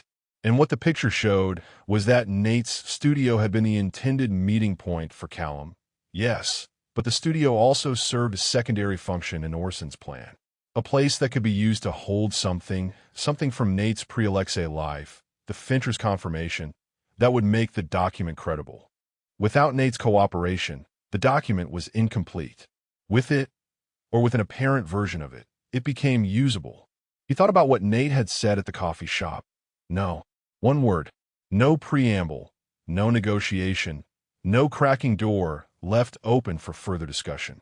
Callum had left that meeting with nothing. He thought about Orson's accelerated timeline. He made 3 new decisions, quickly and cleanly, in the way he made decisions that were clear and costly and correct. He called Petra back. Orson, he said, not his operation. Him. I want him out of the northern corridor, and I want the irregularity documented and closed. 2 days. I'll need 3, Petra said. 2.5. A pause of exactly 1 second. Wednesday evening. Tuesday evening. Wednesday morning, she said, which was her final position, and he accepted it. Callum, he said, the document needs to become impossible to complete. The other source, the one who isn't Nate, I want them unavailable to him. His consultancy registration, the 2 partners, I want a financial compliance issue surfaced in a way that occupies them for the next 6 months. Nothing criminal, just complicated. That I can do by tomorrow, Petra said. Do it tonight. He paused. He thought about Vivian. Vivian, he said. What do you want to do about Vivian? He sat with this for a moment. Vivian was not a weapon to be disarmed. She was an intelligence to be redirected. Direct action against her would produce secondary problems larger than the original. Renault Corps was still the underboss, still the man whose approval made certain operations possible, and antagonizing his wife with force was not a move with a clean ending. Nate had said, she has a tell. He thought about the commission, the playing card on the pinboard. He thought about the specific, accurate read she had made. That Nate's professional world was the pressure point. That the botanical illustration career was the thing that existed outside Aleksei's control. She was wrong about Nate being a pressure point in the way she imagined. But she had been right about one thing. The professional world was Nate's. It was entirely his. And if she was going to receive information that ended this play, it would land best, would land permanently, would land in a way that closed the route without creating a new one if it came from that direction. He thought about how to do this. He had the shape of it in approximately 90 seconds. Vivian, he said, I'll handle. Petra's pause was half a second, which meant she was noting that this was the element he was keeping rather than delegating, and was recording it without comment. Wednesday morning, she said, meaning Orson.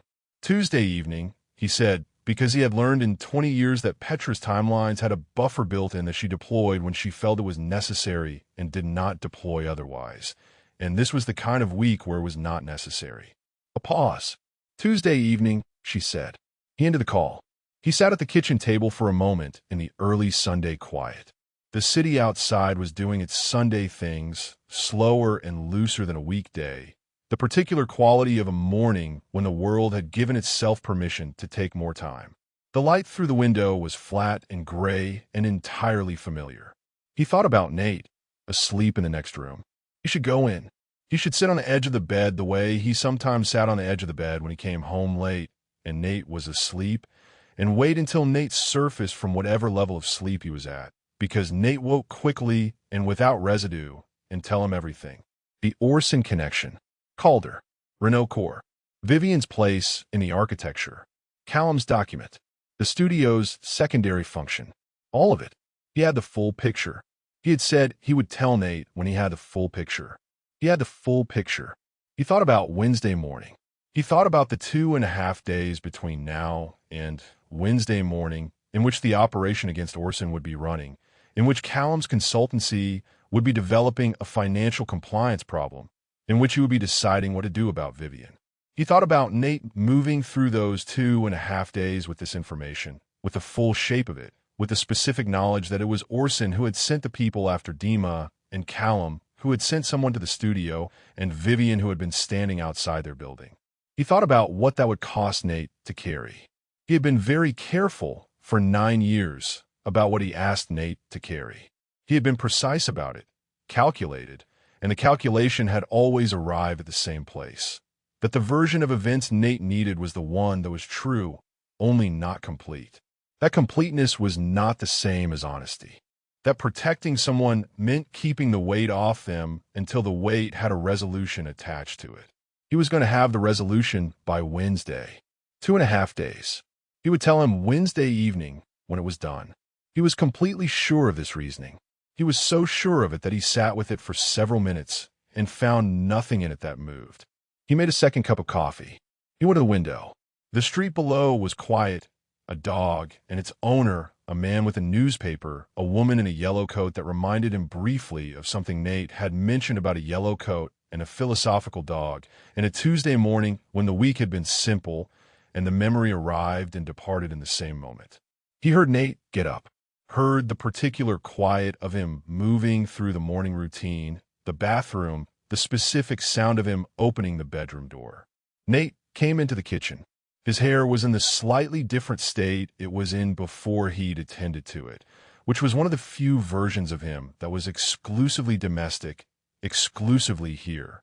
He looked at Aleksei with the brief, accurate read he always made and said nothing because the nothing was sufficient. He made coffee.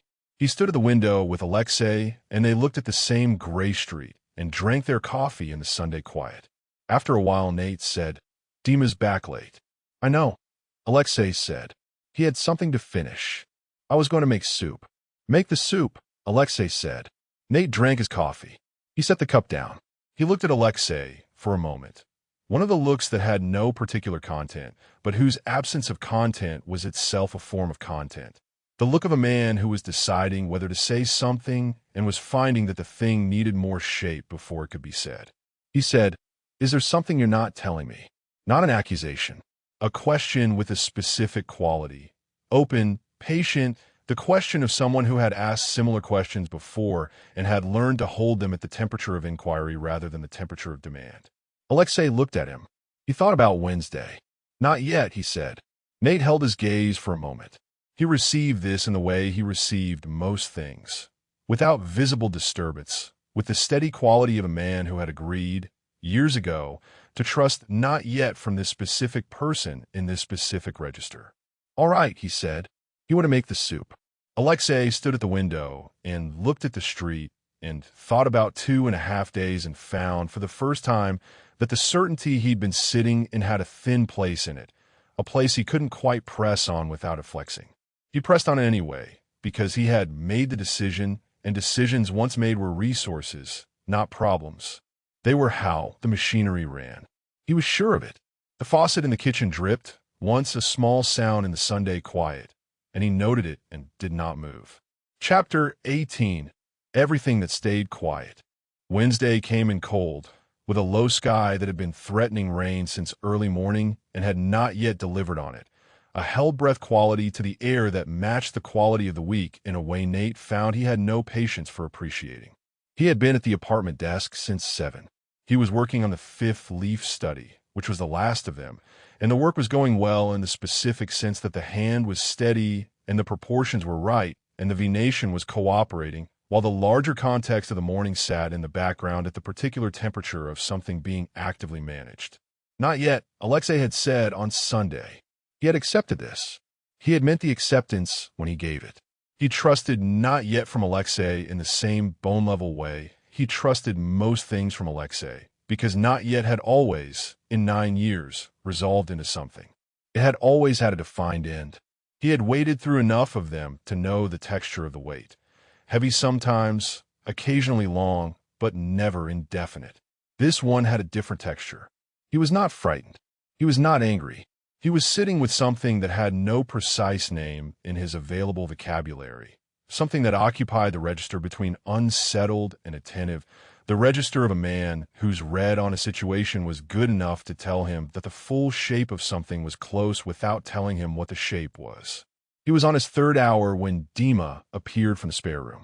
This was late for Dima, who had settled into a version of the household's morning rhythm that started around 8. It was nearly 10.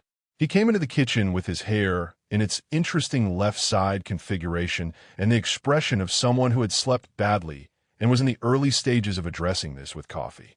He poured himself a cup and stood at the counter and looked at it with the focused attention of a man waiting for it to begin working.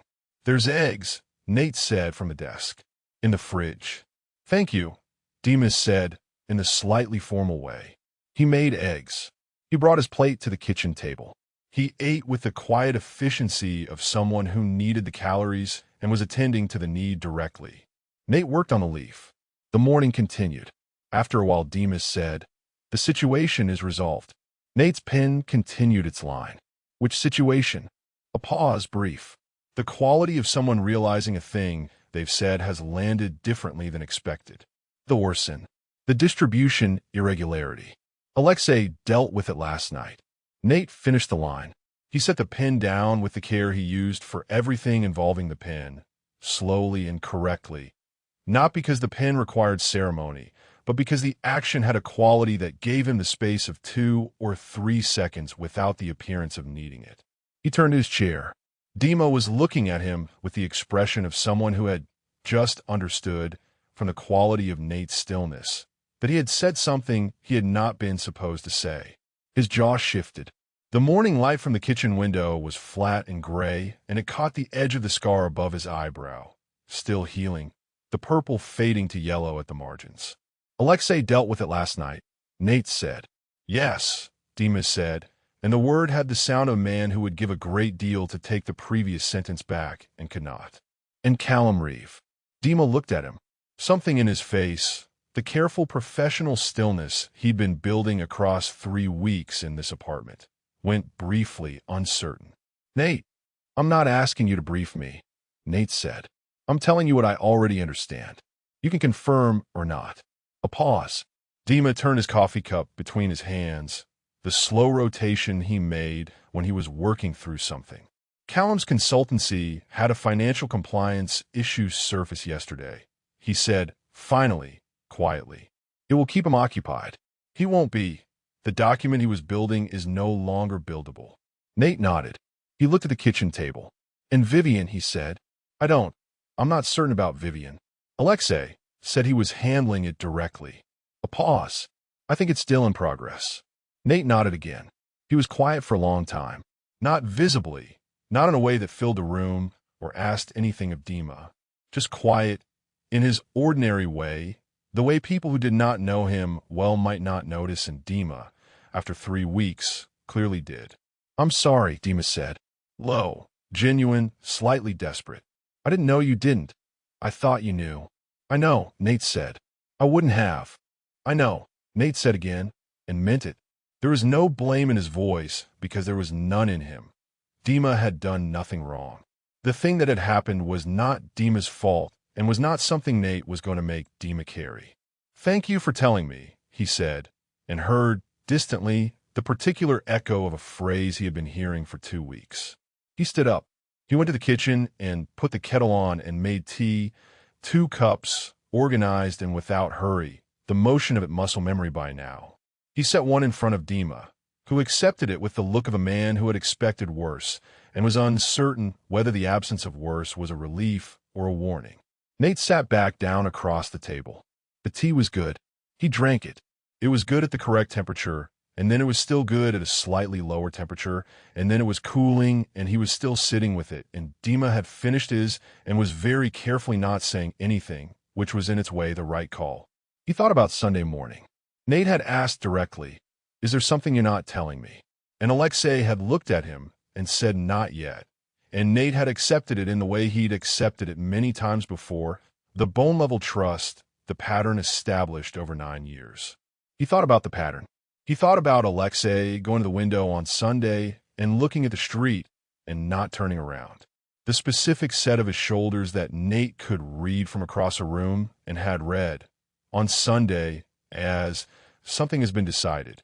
He had noted it and set it aside because the decision might have been about any of the several things currently in motion, and not yet was the framework they operated in, and the framework was functional. Except, he picked up his cup and found the tea had gone cold. He had not noticed it going cold. He set the cup down. The thing that was sitting in him had a shape now. Not quite anger. Nate did not arrive at anger through the obvious routes. Something colder and more precise than anger. The specific calibration of a man who had just understood that the thing he had extended trust toward had not failed exactly, but had made a choice that trust was not the same as being told. Aleksei had been running an operation. He had closed Callum's route. He had dealt with Orson. He was handling Vivian. He had done all of it last night and the night before, and the decisions on Saturday that Nate had not been given the shape of without telling Nate, and the reason for not telling Nate was one Nate knew as well as he knew anything about his husband, that Aleksei believed protecting Nate meant keeping the weight off him. That completeness was not the same as honesty. That the version of events Nate needed was the one that was true, only not complete. Nate had always understood this about Aleksei. He had lived with it. He had, in a version of the marriage that he was only now examining from a particular angle, quietly accommodated it. He had trusted the not yet and waited for the yet and been given it, every time, in Aleksei's own time and on Aleksei's own terms. And he had told himself that this was the agreement of the marriage, running smoothly. He had not examined, quite carefully enough, what the agreement asked of him. Dima had not moved. He was watching Nate with the particular quality of attention he'd developed over 3 weeks in this apartment. Attentive, slightly reverent, uncertain whether this moment called for the professional register or the other one. Nate looked at him. He looked at the cold tea. "Go out for a while," he said. "There's a good coffee place on the ground floor." Dima looked at him. "I'm not angry," Nate said. "I need the apartment." Dima stood. He carried his plate to the sink with the careful courtesy of someone who was occupying a space that had just become private. He took his jacket from the hook by the door. He paused at the threshold. Nate looked at him. Dima appeared to be considering and discarding several things to say. He arrived at, he thought it would be better. "I know what he thought," Nate said. "He's not. He doesn't do it to keep things from you. He does it because Dima stopped. "I know," Nate said. "I know exactly why he does it. That's the whole problem." A beat. Dima looked at him with the expression of someone who had just received a sentence that required more space than was available in the current moment. He left. The door closed. The apartment was very quiet. The gray light from the window sat on the desk, on the illustration board, on the 5th leaf study that was nearly right and would now sit there being nearly right for the rest of the morning because Nate was not going to pick up the pen. He sat at the kitchen table. He thought about 9 years. He thought about the specific choice of not yet, set on Sunday morning with the full picture already assembled on the other side of it. Because he knew Aleksei, knew the shape of him, knew that by Sunday Aleksei had what he needed and the weight of what not yet had been carrying without declaring itself. He thought about what it meant that Aleksei could look at him directly across the kitchen table and say not yet and intend to tell him Wednesday and believe that the gap between Sunday and Wednesday was a reasonable protection rather than a small managed distance that had, across the span of 9 years, become infrastructure. He was not shattered. He was not undone. He was sitting with the specific, still cold, particular grief of a man who has found a thing he did not know was there. Not in his husband, but in the architecture of his own peace. The way the peace had been built. The things he had agreed to, quietly, without naming them, in the interest of keeping Tuesday looking like last Tuesday. The tea was cold. He stood and took it to the sink and poured it out, and it did not make a new cup. He went to his desk. He looked at the 5th leaf study, the careful cross-hatching, the venation beginning to achieve its correct relation to the central rib. He picked up the pen. He worked for 3 hours without stopping, with a precision that was different from his ordinary precision. More exact, more relentless, the precision of a man working through something by working through it. When Aleksei came home at 7, the tea Nate had left him was cold on the counter, and Nate was at his desk and did not look up. He would look up when he was ready. He was not yet ready. Chapter 19. The Oleander Unfinished. Aleksei was out Thursday morning. He had been out since early, before Nate woke, leaving the apartment with the particular quiet he used when he did not want to disturb anyone, which was one of his most precisely deployed forms of care, and which Nate, lying awake in the gray early light, had heard anyway. He lay still for a while after. The apartment had a quality of held breath, the particular silence of a space that was waiting for something to resolve. He was familiar with the sensation from the outside. The apartment in the aftermath of Dima's arrival, the apartment on Sunday, the apartment on multiple evenings across the years when not yet had been the prevailing condition. He was less familiar with it from the inside. The way the silence sat differently when it was his own held breath rather than a shared waiting. He got up. He made coffee. He stood at the window for a long time. Below, the city was doing its Thursday things. The business of an ordinary morning in a city that did not stop for the interior weather of any of its inhabitants. Indifferent and reliable, which was one of the things he had always found genuinely comforting about cities, and which was comforting now in a more muted way, as though the comfort was available but required more effort to reach. Dima had been careful with him since Wednesday. Careful in the specific way of someone who was not tiptoeing, but was also not making any noise he didn't have to, occupying the apartment's shared spaces with a quality of consideration that was different from his usual, slightly too formal courtesy. He had made dinner on Wednesday night, without being asked, which he had never done before, placing a plate in front of Nate with the elaborate casualness of someone doing a significant thing while appearing to do nothing in particular. It had been edible. More than edible, actually. Nate had said so, and Dima had looked relieved and then embarrassed about the relief, which was a look Nate had come to find genuinely endearing. He had looked up by the time Aleksei came home on Wednesday. They had eaten dinner, the three of them, and talked about nothing in the way they talked about nothing, and it had been fine. Aleksei had watched Nate across the table with the careful attention of a man reading weather, and Nate had given him nothing in particular to read, because he was still in the stage of the thing where he needed to understand it before he could offer it. He understood it now, or he understood it well enough to work with. He took his coffee to his desk. He looked at the oleander board.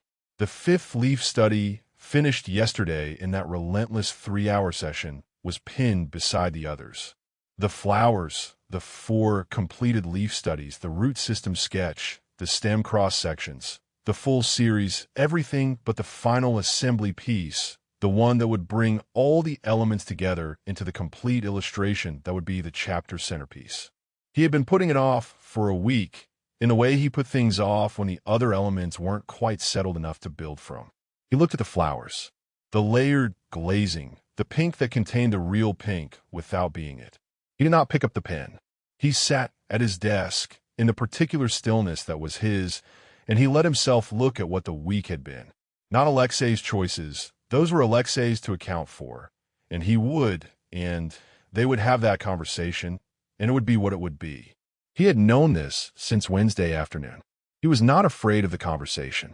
He had never been afraid of difficult conversations. He simply waited until he understood what he was bringing to them.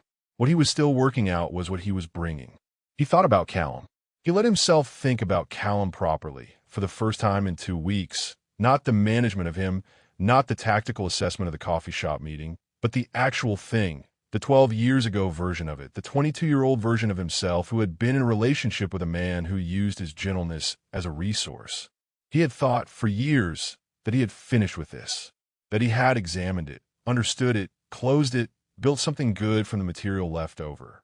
He had thought this so thoroughly and for so long that the thought had stopped feeling like a conclusion and had started feeling like fact. He had been, it turned out, somewhat wrong about that. What Callum had done at 22 was not dramatic. There had been no single incident, no clear line of transgression, nothing that would make a clean story. It had been the slow, patient work of a man who mistook gentleness for unlimited availability, who interpreted Nate's lack of noise as permission, who took what was offered so reliably that he eventually stopped noticing he was taking and started simply reaching.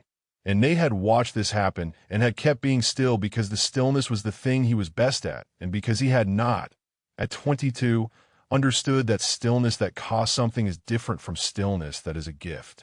He had left. He had left cleanly, without drama, in the specific way of someone who had made their decision before they made it and was simply executing the conclusion. He had told himself this was resolve.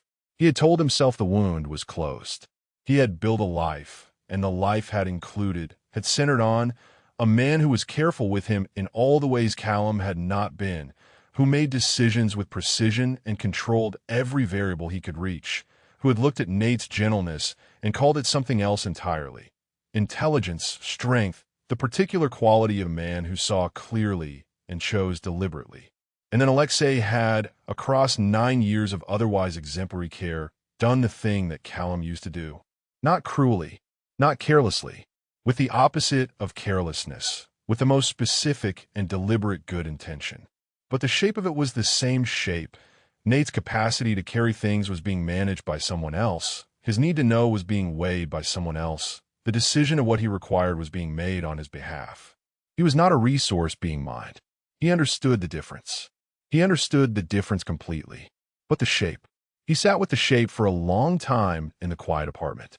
He thought about what he had built in this life, in this apartment, in 9 years of deliberate and chosen peace. He had built it carefully, as a man builds something from a prior wreckage, precisely, with attention, knowing which materials were load-bearing and which were decorative. He had made it warm and intact and exactly right. He had been, in his own assessment, at equilibrium. What the week had revealed, what Callum's return and Aleksei's silence and the cold tea on Wednesday had revealed, was that the equilibrium had a flaw in its architecture. Not in Aleksei, in Nate. The piece had been built around something rather than over it. The wound was still there, not festering, not active, but present in the walls of things, in the quality of his stillness, in the particular care with which he did not ask for more than he was given, in the way he had accepted not yet so many times and found it sufficient. The acceptance was genuine. The trust behind it was genuine. But he had also, somewhere below the level of conscious choice, been making himself smaller in the specific dimension where Callum had taught him to expect to be managed. And Aleksei, with the best possible intentions, had been confirming the lesson without knowing it was a lesson. He looked at the oleander flowers, pink, precise, beautiful in all the ways that mattered. He thought about Gerald Fitch's late wife's oleander by the gate. 20 years. Still beautiful, knowing what it was. He thought about the ending of his conversation with Dima on Wednesday morning. Before he'd sent him out, I know exactly why he does it.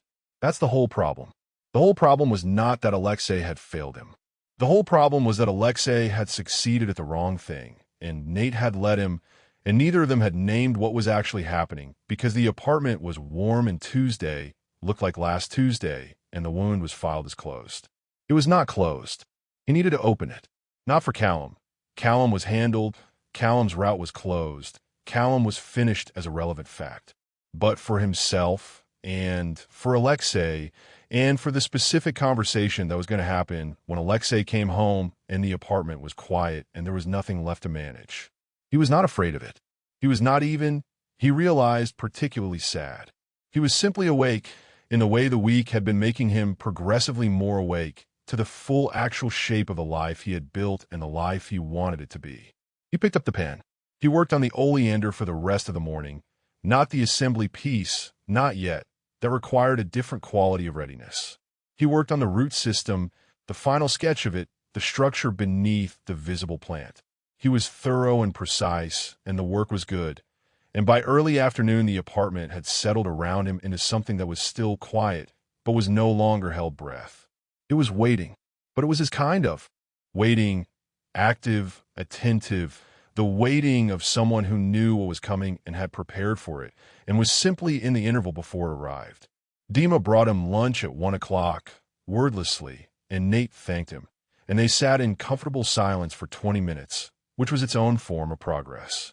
In the late afternoon, Nate finished the root system. He looked at the full board. All the elements, everything except the assembly. The flowers that had taken him 2 weeks to get right. The leaves, each one more precisely rendered than the last. The cross-sections, the root system, patient and structural, invisible in the living plant. He thought, I know what this is. I have always known what this is. I just needed to look at all of it at once. He uncapped the pen. He began the assembly. He worked until 7, and by 7 the illustration was finished.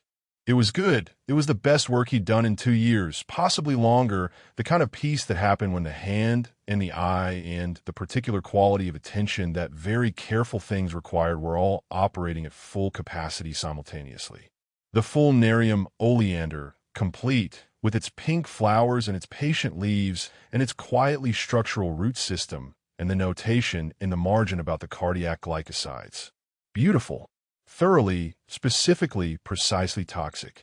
He was looking at it when he heard the elevator at the 6th floor. He capped the pen.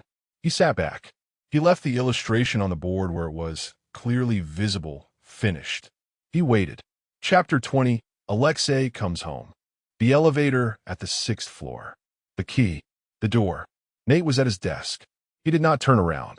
He heard Aleksei's entry with the quality of attention he had brought to it for 9 years. The specific lexicon of sound that was wholly Aleksei's, the jacket on the hook, the particular silence of a large man moving through a space he knew completely. A pause in the hallway, which was not the usual hallway pause, which was longer. Aleksei was looking at something. He was looking at the board. Nate sat with his hands in his lap and looked at the window, the city in its early evening configuration, the lights coming on in the buildings across the street. He heard, after a moment, the quality of movement that meant Aleksei had continued from the hallway into the kitchen rather than toward him. He listened. Dima, who had been in the spare room since 6 with the tactful self-erasure of a young man who had correctly read the atmospheric conditions, was staying there. Nate had heard his light go off an hour ago, which was probably not sleep, but was definitely a decision. From a kitchen, a sound.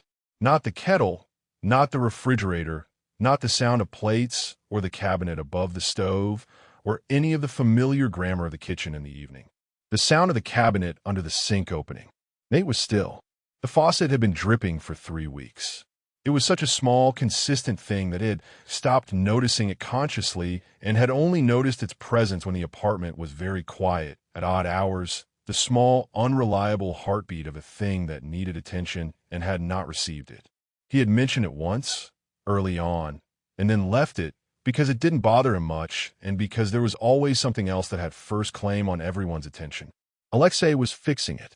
Nate knew what this meant. He had known it for 7 years, since he had first understood the grammar of it. Aleksei fixed things when he had something to say. He located something broken and returned it to working order, and, somewhere in the process of the physical work, he found the words. It was not a metaphor. It was simply what he did, the specific channel he used between the interior and the exterior, and Nate had learned to recognize it and to wait, because rushing the process produced a lesser version of what the process was capable of. He was very good at waiting. He made tea. He stood and went to the kitchen and filled the kettle and set it going and stood at the counter while the water heated, and Aleksei was on the floor of the cabinet with a wrench, and neither of them said anything. Nate made 1 cup. He sat down at the kitchen table with it.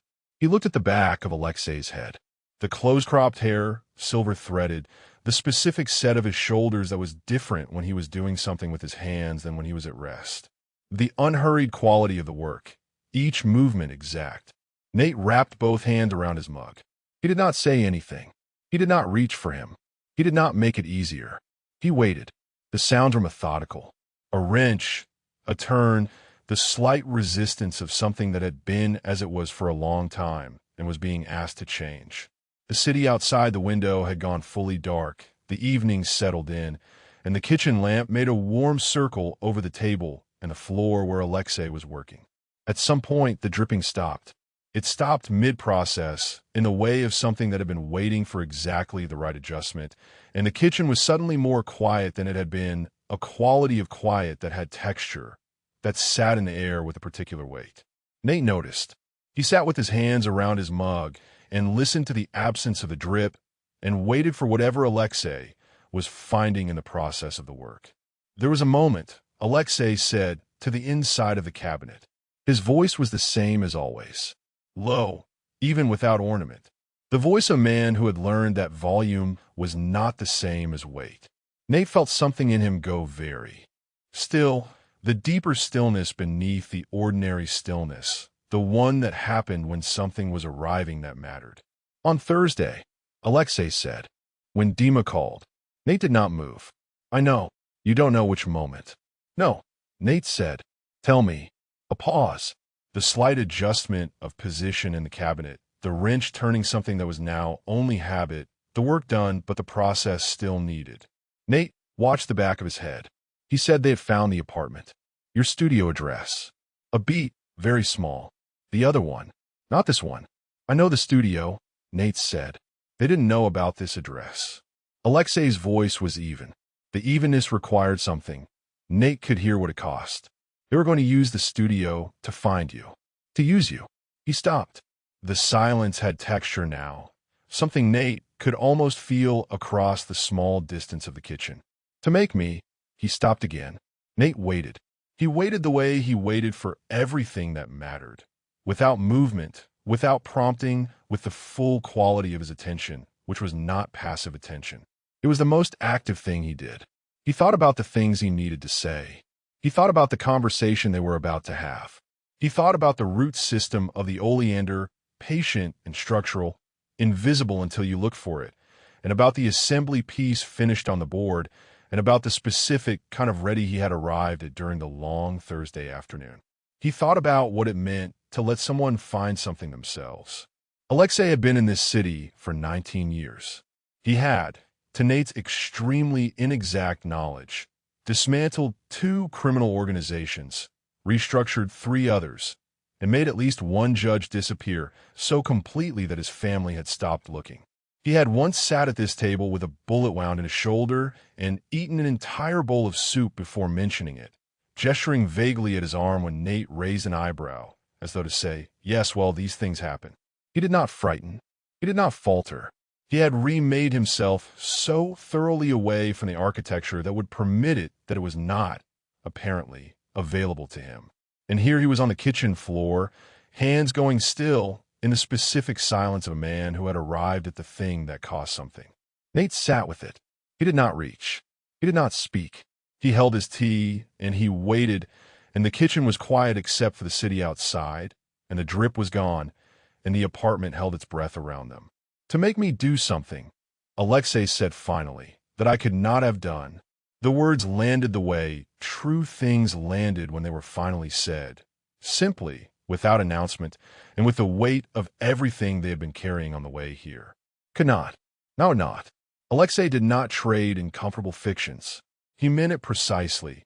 There was something they could have asked him for, held over him, that he was not capable of refusing. One thing, one specific, exact failure point in a man who had made himself into a structure that had no failure points. Nate looked at the back of his head. He thought about the word could not and what it contained. He thought about what it had cost Aleksei to understand this about himself, and more than that, to say it. He thought about the conversation he had been preparing all day, the wound and the architecture of the piece, and the specific thing he needed to say about not yet, and he sat with all of it and let it be what it was. Aleksei had put the wrench down. His hands were on his knees. In the kitchen light, with the hour what it was and the week what it had been, he looked, not diminished, never that, but present in a way he usually wasn't. Usually Aleksei occupied a room the way Weather did, entirely and without self-consciousness. Tonight, he was simply a man on a kitchen floor who had said a true thing and was in the interval before he knew what it had cost him. Nate set down his mug. Aleksei. He turned. His face was composed, as it always was, but his eyes were doing the thing they did only in this apartment, in the dark, when he thought Nate might be asleep. Open, slightly, in a way that had no name Nate had found in any language. I know, Nate said. Aleksei looked at him. I have always known, Nate said simply. Not as comfort, not as reassurance. As fact, offered in the way he offered most true things, plainly, without decoration or apology. You are not a subtle man in the ways that matter. Not to me. Something moved across Aleksei's face. Not relief, quite. Something older than relief. The thing that happened when a blow you had been braced for did not arrive. You should have said, Aleksei said. His voice was fractionally different. You weren't ready to hear it, Nate said. A long pause. And now? Nate looked at him steadily. You fixed the faucet, he said. Aleksei was quiet. Then, very slowly, the corner of his mouth moved. Not quite a smile. The country that bordered one. I did, he said. Nate picked up his cold mug. He took it to the sink. He stood there for a moment and listened to the absence of a drip and felt the quality of the kitchen around him, different now, the held breath released. He turned around.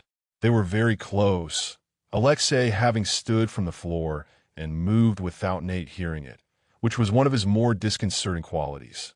There are things I need to say to you, Nate said. I know, Aleksei said. Not tonight. Aleksei looked at him. A question, without words. Tonight you've done something difficult, Nate said, and I'm not going to make it carry more weight than it can hold in the same hour. He looked at him steadily. Tomorrow, at the table, with coffee, when you're ready. Something in Aleksei's expression moved through several things and arrived at something that was not quite relief and not quite gratitude, and was something more like the specific, private quality of man who has not asked for a grace and has been given one anyway. All right, he said. Come to bed, Nate said. He turned off the kitchen light. He walked down the hall. He did not look back. Behind him, after a moment, he heard Aleksei follow. The apartment was quiet. The city moved outside. The faucet was silent. Nate got into bed. He lay in the dark and listened to Aleksei move through the room, the familiar sounds of a man preparing to sleep, and thought about tomorrow and found that he was not dreading it. He was in the specific way of someone who has spent a long day working through something difficult and has arrived at the far side of it, almost entirely ready. He closed his eyes. Outside, the city continued. Chapter 21. What he kept. In the morning, Nate woke first. He lay still for a moment in the gray early light, listening to the apartment. The city was already doing its things outside. A delivery truck making its grinding way down the block, the particular quality of sound that belonged to a city in the first hour of its working day, purposeful and indifferent. He listened to it, and to Aleksei's breathing beside him, which had the depth and regularity of a man who had finally, after the week that the week had been, slept. He got up without waking him. He made coffee.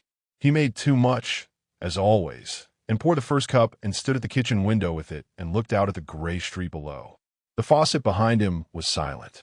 He noticed this each time it should have dripped and didn't, the way you notice the absence of a sound you had stopped consciously hearing, with a small, particular awareness that the thing was different now. He drank his coffee. He was on the second cup when he heard Aleksei in the hallway. Not toward the kitchen, toward the front of the apartment. A pause of a kind Nate recognized, the specific quality of Aleksei stopping at something. He waited. After a moment, Aleksei came into the kitchen. He was already dressed, which he always was, one of the more inhuman qualities of the man. He poured himself coffee, which he did without asking, and then he stood for a moment not drinking it, which was unusual. The oleander drawing, he said. In your studio? Nate looked at him. I had it brought here last night, Aleksei said, before I came home. It's in the hall. A pause. I thought you might want to finish it. Nate was quiet for a moment. He thought about the drawing, the half-finished assembly piece he had, in fact, completed yesterday during the long Thursday afternoon. The fulnarium oleander finally assembled, the pink flowers and the patient leaves, and the root system rendered together for the first time. He thought about Aleksei, sending someone to the studio in the dark, retrieving it, bringing it home without fanfare, as though this were the most natural thing in the world. He thought about what it meant that Aleksei had known, without being told, exactly which thing to retrieve. It's finished, Nate said. I finished it yesterday. A pause. Aleksei looked at him with the brief, accurate attention he brought to corrections of this kind, receiving the information, revising accordingly. Then it's here, he said, and you can frame it. Something in Nate's chest, which had been holding a careful tension since Wednesday morning, released by a very small, specific amount. Sit down, he said. We set the table with coffee. Aleksei sat. He put both hands around his cup and looked at the table, the specific set of him that Nate knew as readiness. The readiness of a man who did not prepare by rehearsing, but by arriving. He was here. He was present. Whatever was going to be said, he was going to stay for it. Nate sat across from him. He looked at his husband for a moment. This large, precise, privately terrified man he had married on a Tuesday afternoon 9 years ago in a civil ceremony that had lasted 11 minutes and been witnessed by a notary public named Gerald Fitch and a woman named Geraldine who had been there for an unrelated filing and had stayed because, she said, she liked weddings. He thought about what he needed to say. He had spent all of yesterday arriving at the shape of it. He was ready. The not yet, he said. Aleksei looked at him. Not this specific instance, Nate said. The pattern of it. 9 years of it. He kept his voice at its ordinary temperature. Not cold, not warm, simply level, the way he said things that were true and needed to be heard clearly. I have accepted not yet from you many times, and I have meant the acceptance. I want you to know that first. The trust behind it has always been real. Aleksei was very still. But I have been thinking, Nate said, about what not yet asks of me. And I have been thinking about why I've found it so easy to give. He looked at his coffee cup. He looked back at Aleksei. I was in a relationship before you. You know this. You told me you'd looked. Yes, Aleksei said. His voice was even. What you found in whatever file you built, Nate said, was probably accurate as far as it went. A man who used my gentleness as a resource. A relationship I left cleanly, without particular drama. He paused. What you probably didn't find, because it isn't in any record, is what it taught me. Aleksei was listening with his whole body, the specific quality of stillness that was not absence but the opposite of it. It taught me, Nate said, that the cost of being still is that other people make decisions in the space you leave. About what you need, about what you can carry, about when you are permitted to know things. He set his cup down. I learned this at 22, and I left, and I built something better. I built this. He gestured briefly, meaning the kitchen, the apartment, the 9 years. And it is better. You're not him. The difference between what you do and what he did is the difference between care and carelessness, and I know that completely. He paused.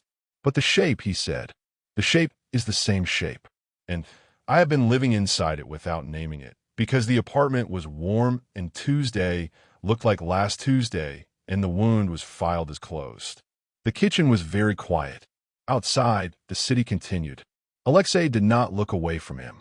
I'm not asking you to stop protecting me, Nate said. That is not the conversation. I'm telling you that I have been making myself smaller in one specific way for a long time, not because you required it of me, but because I learned a long time ago to expect to be managed in that dimension, and I brought that expectation into this marriage, and I have never named it to either of us. He looked at him steadily. I am naming it now. A long silence. The information I kept from you, Aleksei said. His voice had the quality it held when he was being precise about something that cost him precision. Sunday. The 2.5 days. Yes. I thought. He stopped. He looked at the table. He looked back at Nate. I thought the weight of it, given to you without the resolution, would be weight you shouldn't have to carry. I know, Nate said. I was wrong. Yes, Nate said. You were. He said it without softening it, because it was true, and because Aleksei did not need things softened. Not because the intention was wrong, because the decision of what I can carry is mine. Aleksei was quiet for a moment. Something was moving in his expression, working through several states, and Nate waited for it with the patience he had always had for Aleksei's interior, which moved slowly and surely and always arrived somewhere true. I've been doing this for 9 years, Aleksei said. It was not a question. Yes, and you have been allowing it. I've been allowing it, Nate agreed. We have both been wrong in the same direction for different reasons. I'm not assigning fault. I am telling you what I need to change. Aleksei looked at him. Tell me what you need, he said. And it was the simplest sentence for words, and it had the quality of something that had been very difficult to arrive at and had arrived completely. Nate looked at him for a long moment. Tell me things, he said. Not the operational specifics, not the details you protect me from for good reasons. I am not asking for those. Tell me the shape of things. When something is in motion that touches our life, tell me the shape of it, and trust me to carry what I can carry, which is more than you have been allowing me. He paused. And when you find yourself deciding on my behalf what I should know, I need you to notice that you're doing it, and choose differently. I will get it wrong, Aleksei said. Not an excuse. A fact, offered in the flat, declarative way he offered facts. I know, Nate said. So will I. That is not the point of the conversation. Aleksei was quiet. He turned his coffee cup between his hands, once, slowly, and then set it down. You left him, he said. At 22. Cleanly. Yes. You are not leaving. It wasn't quite a question. It had the quality of something that needed to be confirmed aloud. Not because the speaker doubted it, but because the speaker needed to hear the confirmation in the air between them. Nate looked at his husband. This man he had chosen, and kept choosing, for 9 years. The man who fixed things when he had something to say, and who had sat on the kitchen floor last night and said the truest thing he had ever said, and who was sitting across from him now, with his hands still and his face composed, and his eyes doing the thing they did only here, only in this kitchen, only when he thought Nate might be asleep and had stopped managing what was visible. I am not leaving, Nate said. I'm telling you what I need so that I never have cause to want to. He paused. Those are different things. Yes, Aleksei said. They are. Another silence, but this one was different. This one had the texture of something that had been cleared, the quality of air after rain. Nate sat with it and found it good. There is something I should tell you, Aleksei said, after a moment. Nate waited.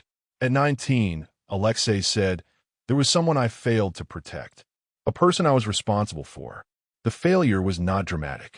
It was a wrong call, a misread situation. He paused. He looked at the table. He looked back up. I have been preventing things ever since. I have been very good at it. Another pause, longer. I had not, until this week, understood that what I was doing with you was another version of the same effort. Nate looked at him. You were preventing things, Nate said. I was preventing anything from reaching you, Aleksei said, including the shape of things, including the weight of things. The flatness in his voice was not absence of feeling, but its container, precise and functional. I was not protecting you from the world. I was protecting you from myself, from what I needed from you, from the degree to which you are the only thing I have ever built that I did not build to be replaced. He stopped. That is the thing I kept. The kitchen was very quiet. Nate thought about last night, to make me do something that I could not have done. He thought about what it meant to be a man's single point of failure. He thought about the weight of it and found, against his own expectation, that it did not feel like weight. It felt like being known. He reached across the table. He put his hand over Aleksei's, briefly, not as comfort. He had never comforted people by reaching for them, but as acknowledgement, precise and deliberate. The way everything he did was deliberate. He held it for a moment and then withdrew. You should have told me sooner, he said. I know, Aleksei said. I'm glad you told me now. Aleksei looked at him. The almost smile, closer than last night. The country bordering it. They drank their coffee. The city continued outside. The faucet was silent.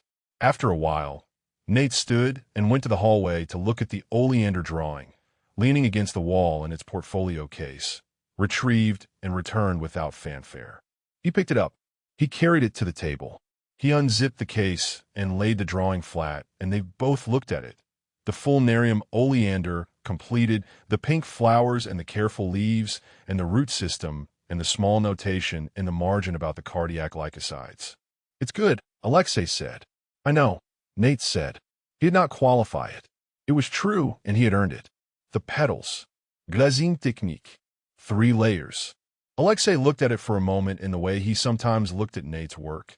Not as an art object, not as a botanical object, but as a specific thing produced by a specific person, the way he looked at everything Nate made. With the particular attention of a man who found the evidence of Nate's precision genuinely interesting and had never learned to stop showing it. Home for dinner? Nate said. Aleksei looked at him. Something in his expression moved through the almost smile into something warmer, more private, the expression he kept for this kitchen and no other room. 7, he said. I'll make the fish. Not the one with the capers, yes. Nate rolled the drawing carefully and returned it to its case. The one with the capers. You like the capers? I don't like the capers, Aleksei said with great dignity. You eat every single one. A pause. I eat them, Aleksei said, because you make them. Nate looked at him for a moment. 7 o'clock, he said. 7 o'clock, Aleksei agreed. He stood. He picked up his jacket from the back of the chair. He paused in the kitchen doorway, which he sometimes did, recalibrating the room, the specific quality of a man taking an inventory he did not need to take because the thing he was counting was already certain. He left.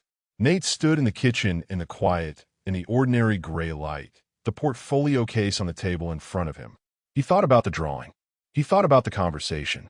He thought about the particular quality of the silence now, which was different from the silence that had lived in this kitchen for the past week. It had lost its hell-breath quality, its sense of something approaching. The apartment felt, for the first time since Dima had knocked on the door 11 days ago, like what it was. He was going to have it framed. He went to his desk, opened his sketchbook, and began something new. Chapter 22, What Vivian Decides. On Saturday morning, Nate wrote Vivian a note. He had been thinking about the timing of it since Wednesday, when Aleksei had told him to hold the decline until he said so. The instruction had been operational. The timing of the refusal was information, and Aleksei wanted to control when it was sent. Nate had accepted this because it was reasonable and because it was not the kind of not yet he had been naming. It was a specific, practical deferral with a defined end, and the end had arrived. And now it was Saturday, and the threats had been handled, and Vivian Core was waiting to learn what her move had cost her. He sat at the kitchen table with his coffee and his sketchbook open beside him, not for drawing, but for the particular quality of lateral thinking he did with a pen in his hand, and he thought about the note. It needed to accomplish 3 things.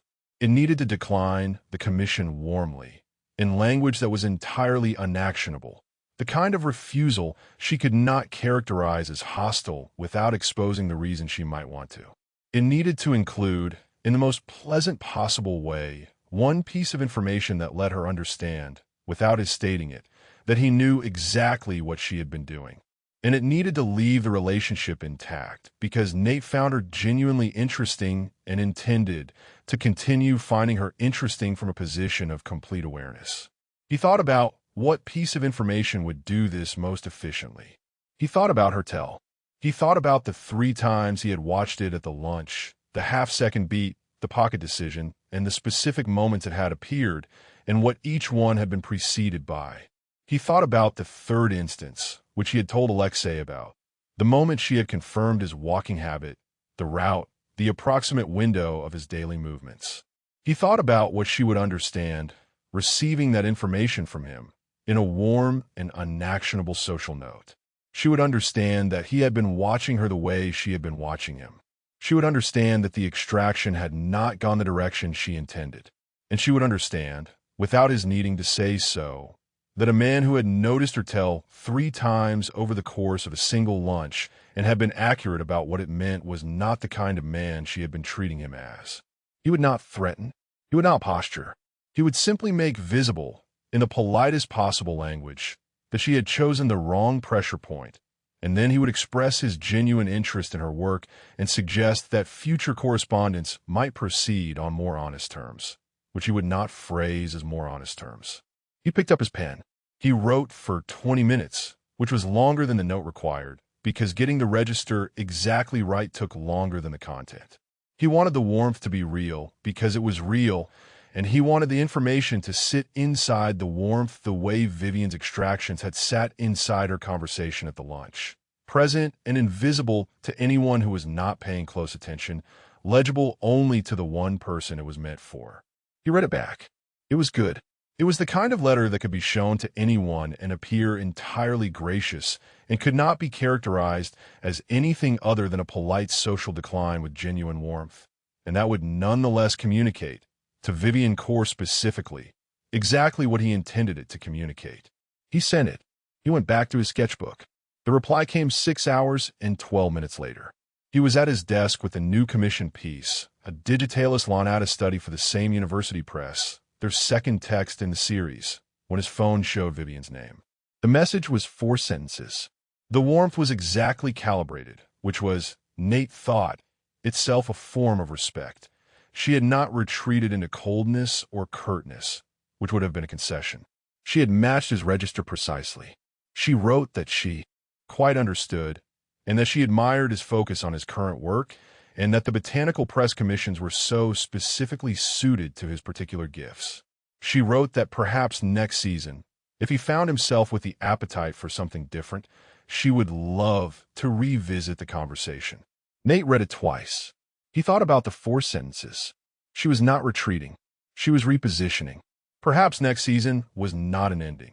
It was a marker placed precisely at a sufficient distance to allow both of them to maintain their current positions without friction.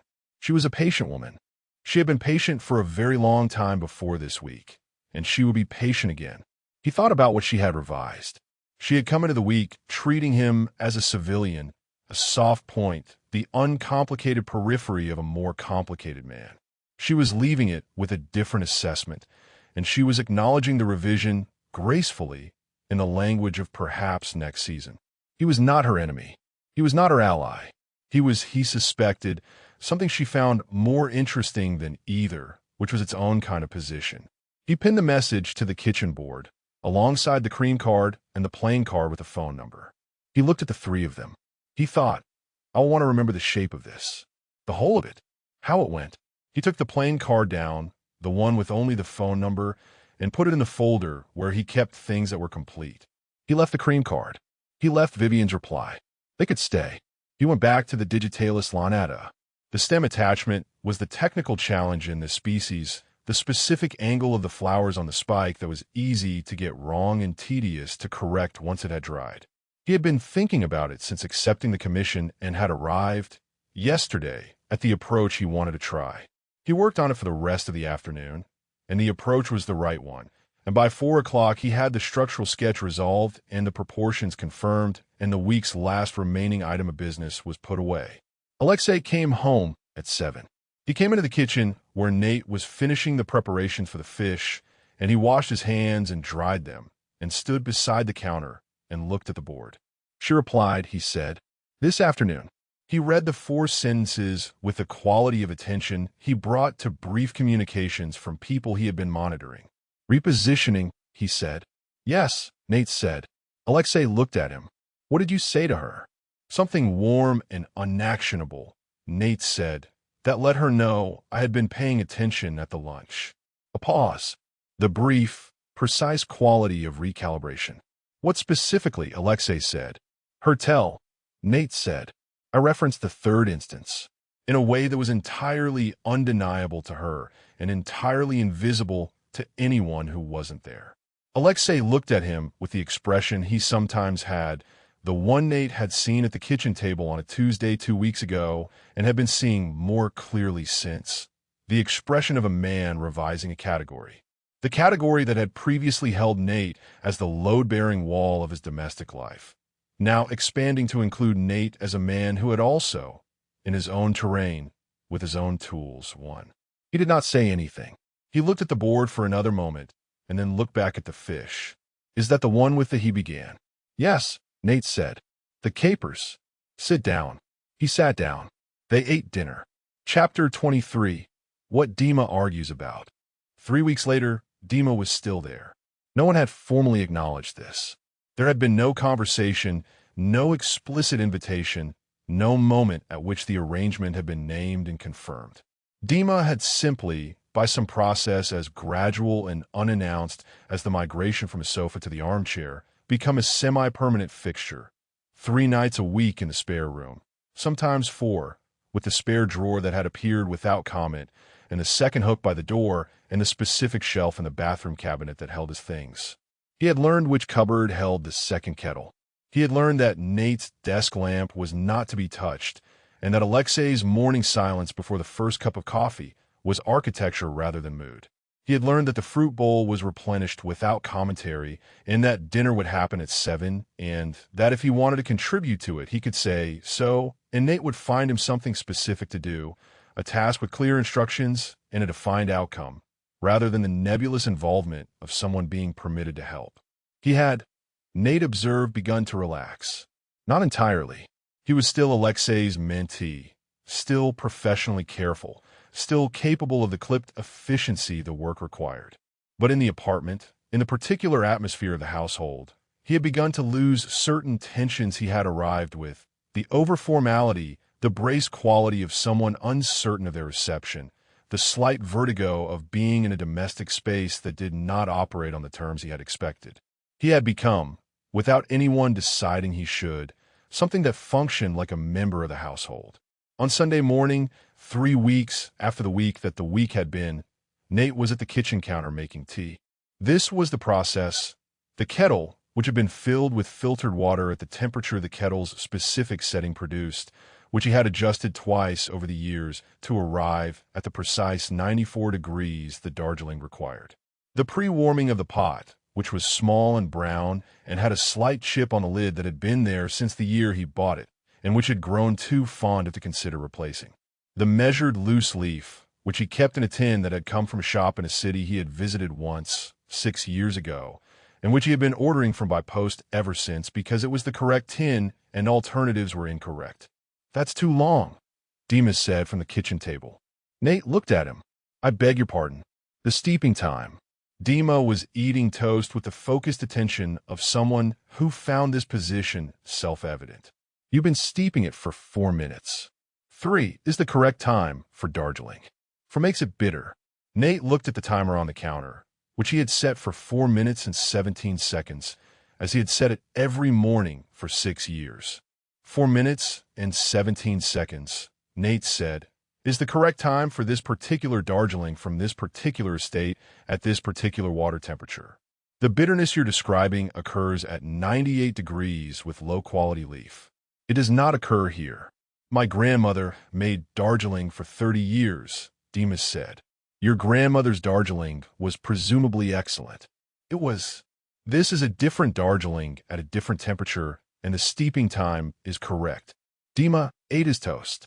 He had the expression of a man who had not conceded the point but had temporarily run out of argument, which was a specific expression Nate had come to recognize and which always meant a second wave was coming.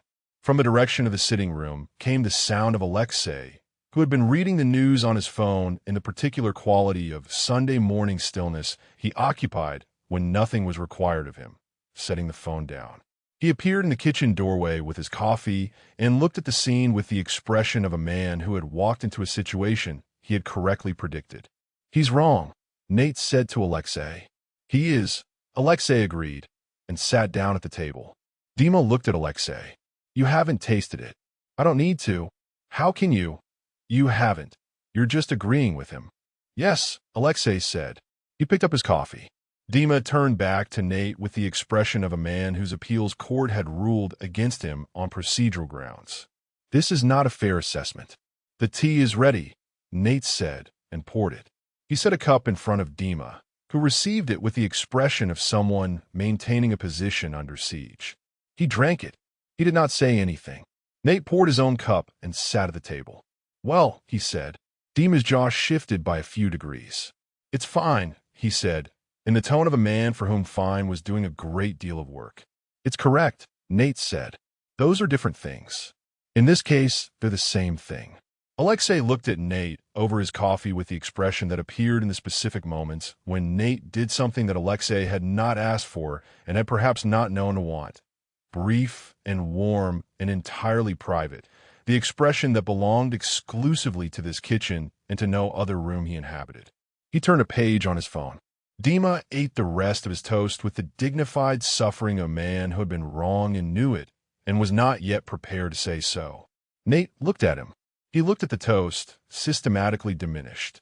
He looked at the cup of tea beside it, also diminished, which meant it was being drunk, which meant it was good, which Dima had not said and was not going to say, and which did not require saying.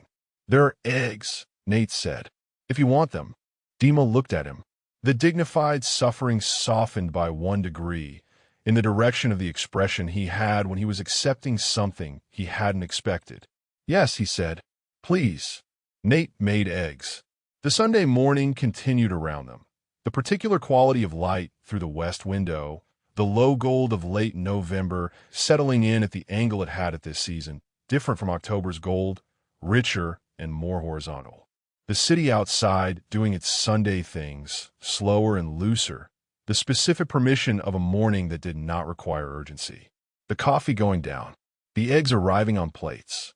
Aleksei ate his eggs and read his phone and did not contribute to the tea argument, which was the only form of contribution available to him that would have been welcome. Dima ate his eggs and returned to a book he had left face down on the table the previous evening. The novel he had been working through for 2 weeks, reading it the way young people who had not had much time for fiction read novels, with a quality of slightly disbelieving absorption, as though each chapter were a small revelation that the form was capable of this. Nate washed the pan. He stood at the kitchen window with his second cup of tea, looking out at the gray and gold of the Sunday street, the dog walkers and the occasional cyclist, and the couple arguing pleasantly about something at the corner who had been arguing about it since they appeared and were clearly going to continue until they reached their destination and perhaps beyond. He thought about the week. He thought about the weeks since the week, which had had a different quality from the weeks before it.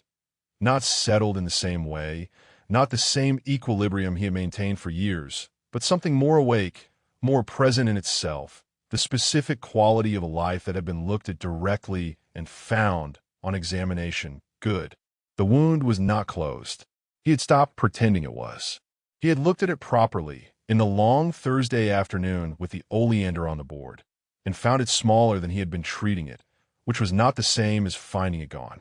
It was simply a thing that had happened a long time ago, that had left a shape in him, and the shape was useful information about himself, and he was keeping it where he could see it. The conversation with Aleksei had not resolved everything. They had agreed it wouldn't, and they had meant the agreement. There had been 2 more conversations since, not large ones, not the caliber of the kitchen table on Friday morning, but the ongoing kind, the accumulation of smaller instances in which the pattern was being revised in real time. Aleksei saying the full shape of a thing rather than the edited version, Nate receiving it without the particular small contraction he had not known he was making. It was incremental. It was correct. He was not, on the Sunday morning in November, at equilibrium. He was at something better than equilibrium. He was at motion, the particular kind of motion that felt like stability from the inside because it was directed and deliberate, the motion of a life that had examined itself and was continuing forward with more complete information. He drank his tea. Behind him, at the table, Dima said, "He ate every caper." Nate turned around. Aleksei had, at some point while Nate was at the window, finished his eggs, including the capers that Nate had added without asking and that Aleksei would have said he did not want. "I don't know what you're looking at," Aleksei said to his phone. "You ate the capers," Dima said, with the satisfaction of a man who has found a data point. "There were capers in the eggs," Aleksei said. "I ate the eggs." "You ate the capers specifically." "I ate everything that was in the eggs. That is how eggs work." Dima looked at Nate. Nate looked at Aleksei. "He likes the capers," he said. "I don't like the capers," Aleksei said, with great dignity. "He likes the capers," Nate said to Dima. Dima looked between them with the expression he had arrived with, 5 weeks ago, standing in the corridor outside their door in his torn jacket. The expression of a young man watching something he did not entirely have language for yet, but was working on. He had been working on it for 5 weeks. He had not finished working on it. He appeared to have concluded, somewhere in the process, that this was not a problem. He looked at his tea, still warm in the cup. "My grandmother's Darjeeling," he said, "was 3 minutes. Your grandmother's Darjeeling," Nate said, "was 3 minutes. This is 4 minutes and 17 seconds. The two are not in competition." Dima appeared to consider this as a philosophical position. "Fine," he said. "It's not fine," Nate said. "It's correct." Dima drank his tea. Aleksei looked at the two of them from behind his phone with the expression that Nate had been watching settle onto his face across the past weeks. The one that was more unguarded than most of his expressions and that had no name Nate had found, but that was, he thought, something in the neighborhood of, "I did not expect to have this. I do not know what to call it. I am keeping it." Outside, the city continued. November light on the buildings across the street. The particular color of a good Sunday morning in a city that went on being itself regardless of anything. The apartment warm and quiet and somewhat argued in, with 3 cups of tea in various stages and a plate that had contained eggs and a caper question that would not be settled today or any other day and did not need to be. Nate sat back down. "More toast?" he said to Dima. Dima looked at him. "Yes," he said. "Please." Nate made more toast. Chapter 24. Everything in its right place reprise. The coffee was, as always, too much. Nate had made 4 cups worth, which he did every morning without thinking about it. The same way he always set 2 mugs out on the counter before remembering that Aleksei had left at 6 and would not be back until 7. The second mug sat there now, slightly accusatory, next to the bag of Ethiopian blend that Aleksei had started buying 6 months ago, without comment, and that Nate had started preferring without admitting it. He poured 1 cup, left the second mug where it was. He stood at the kitchen window with the first cup and looked out at the street below. December now, the city in its winter configuration. Darker earlier, the quality of the morning light different from October's, flatter and more direct in the brief window when it appeared. Frost on the parked cars. The dog walkers bundled into their coats. A delivery van making its grinding way down the block in the particular manner of delivery vans that have been making their grinding way down blocks in the city for as long as Nate had lived here. He was 34 years old. He had been in this apartment for 9 years, and in this city for a little longer than that. And the street outside the kitchen window was one of the most familiar things in his life, which was not complaint. He had chosen familiarity the way he chose most things, deliberately, after looking at it clearly. He drank his coffee. The apartment around him was as it was every morning, still warm, exactly arranged. Books in their particular order. The illustration desk in the corner with the best light, angled toward the window.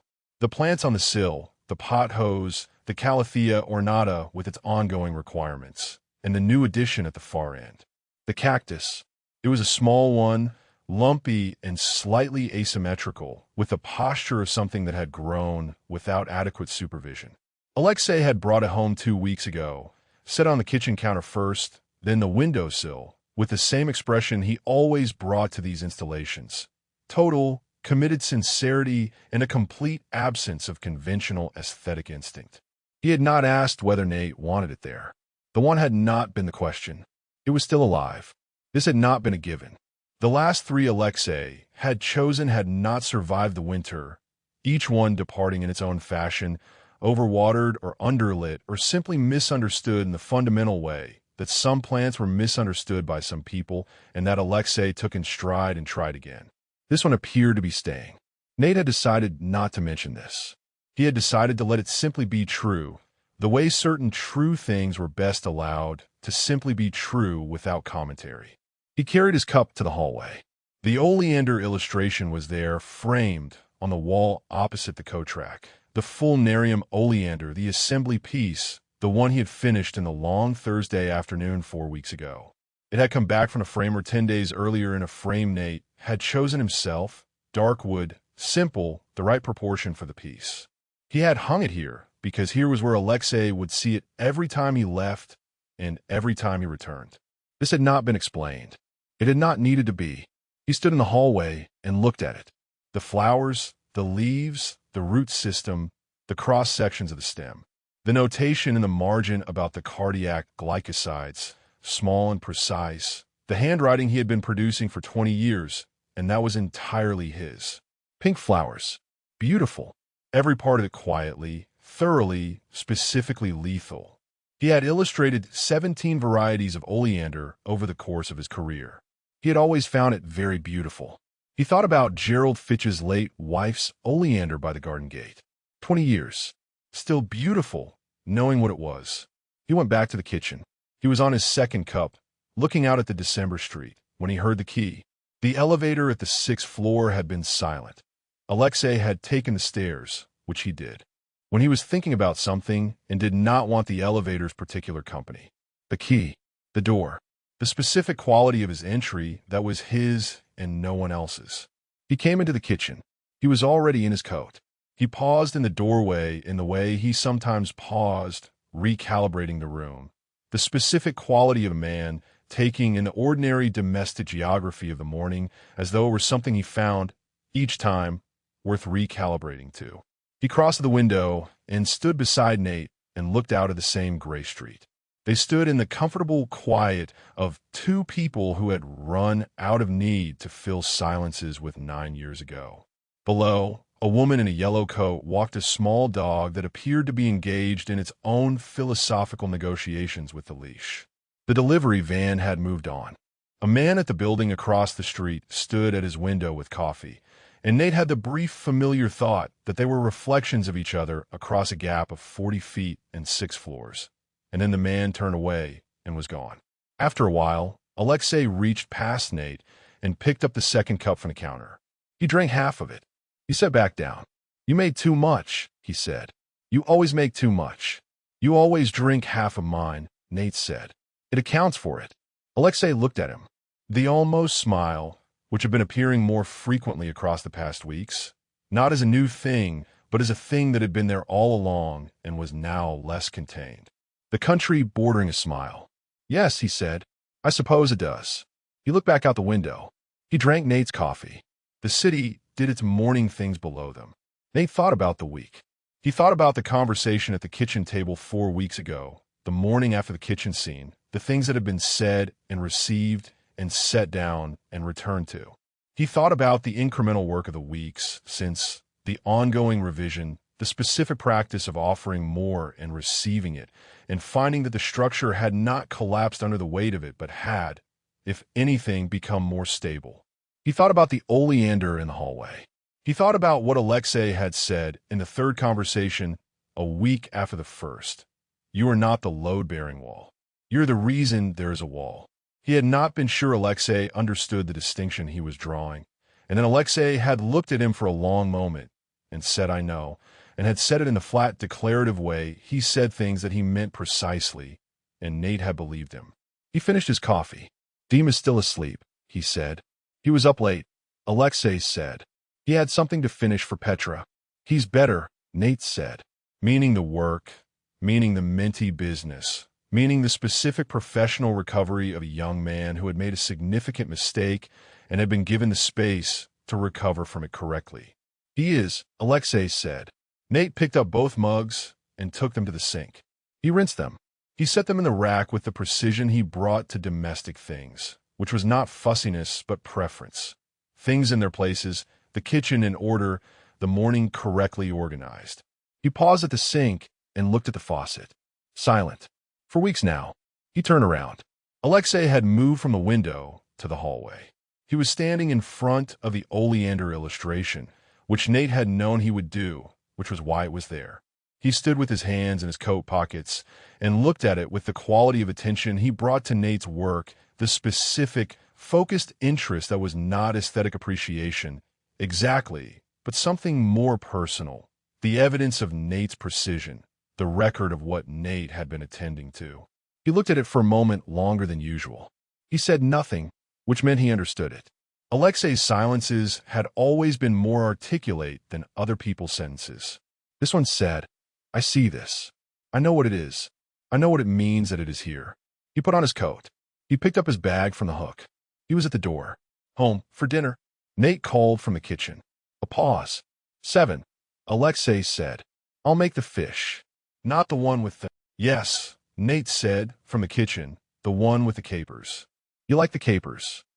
"I don't like the capers," Aleksei said, with the specific dignity of a man maintaining a position he had maintained for 9 years and intended to maintain for however many remained.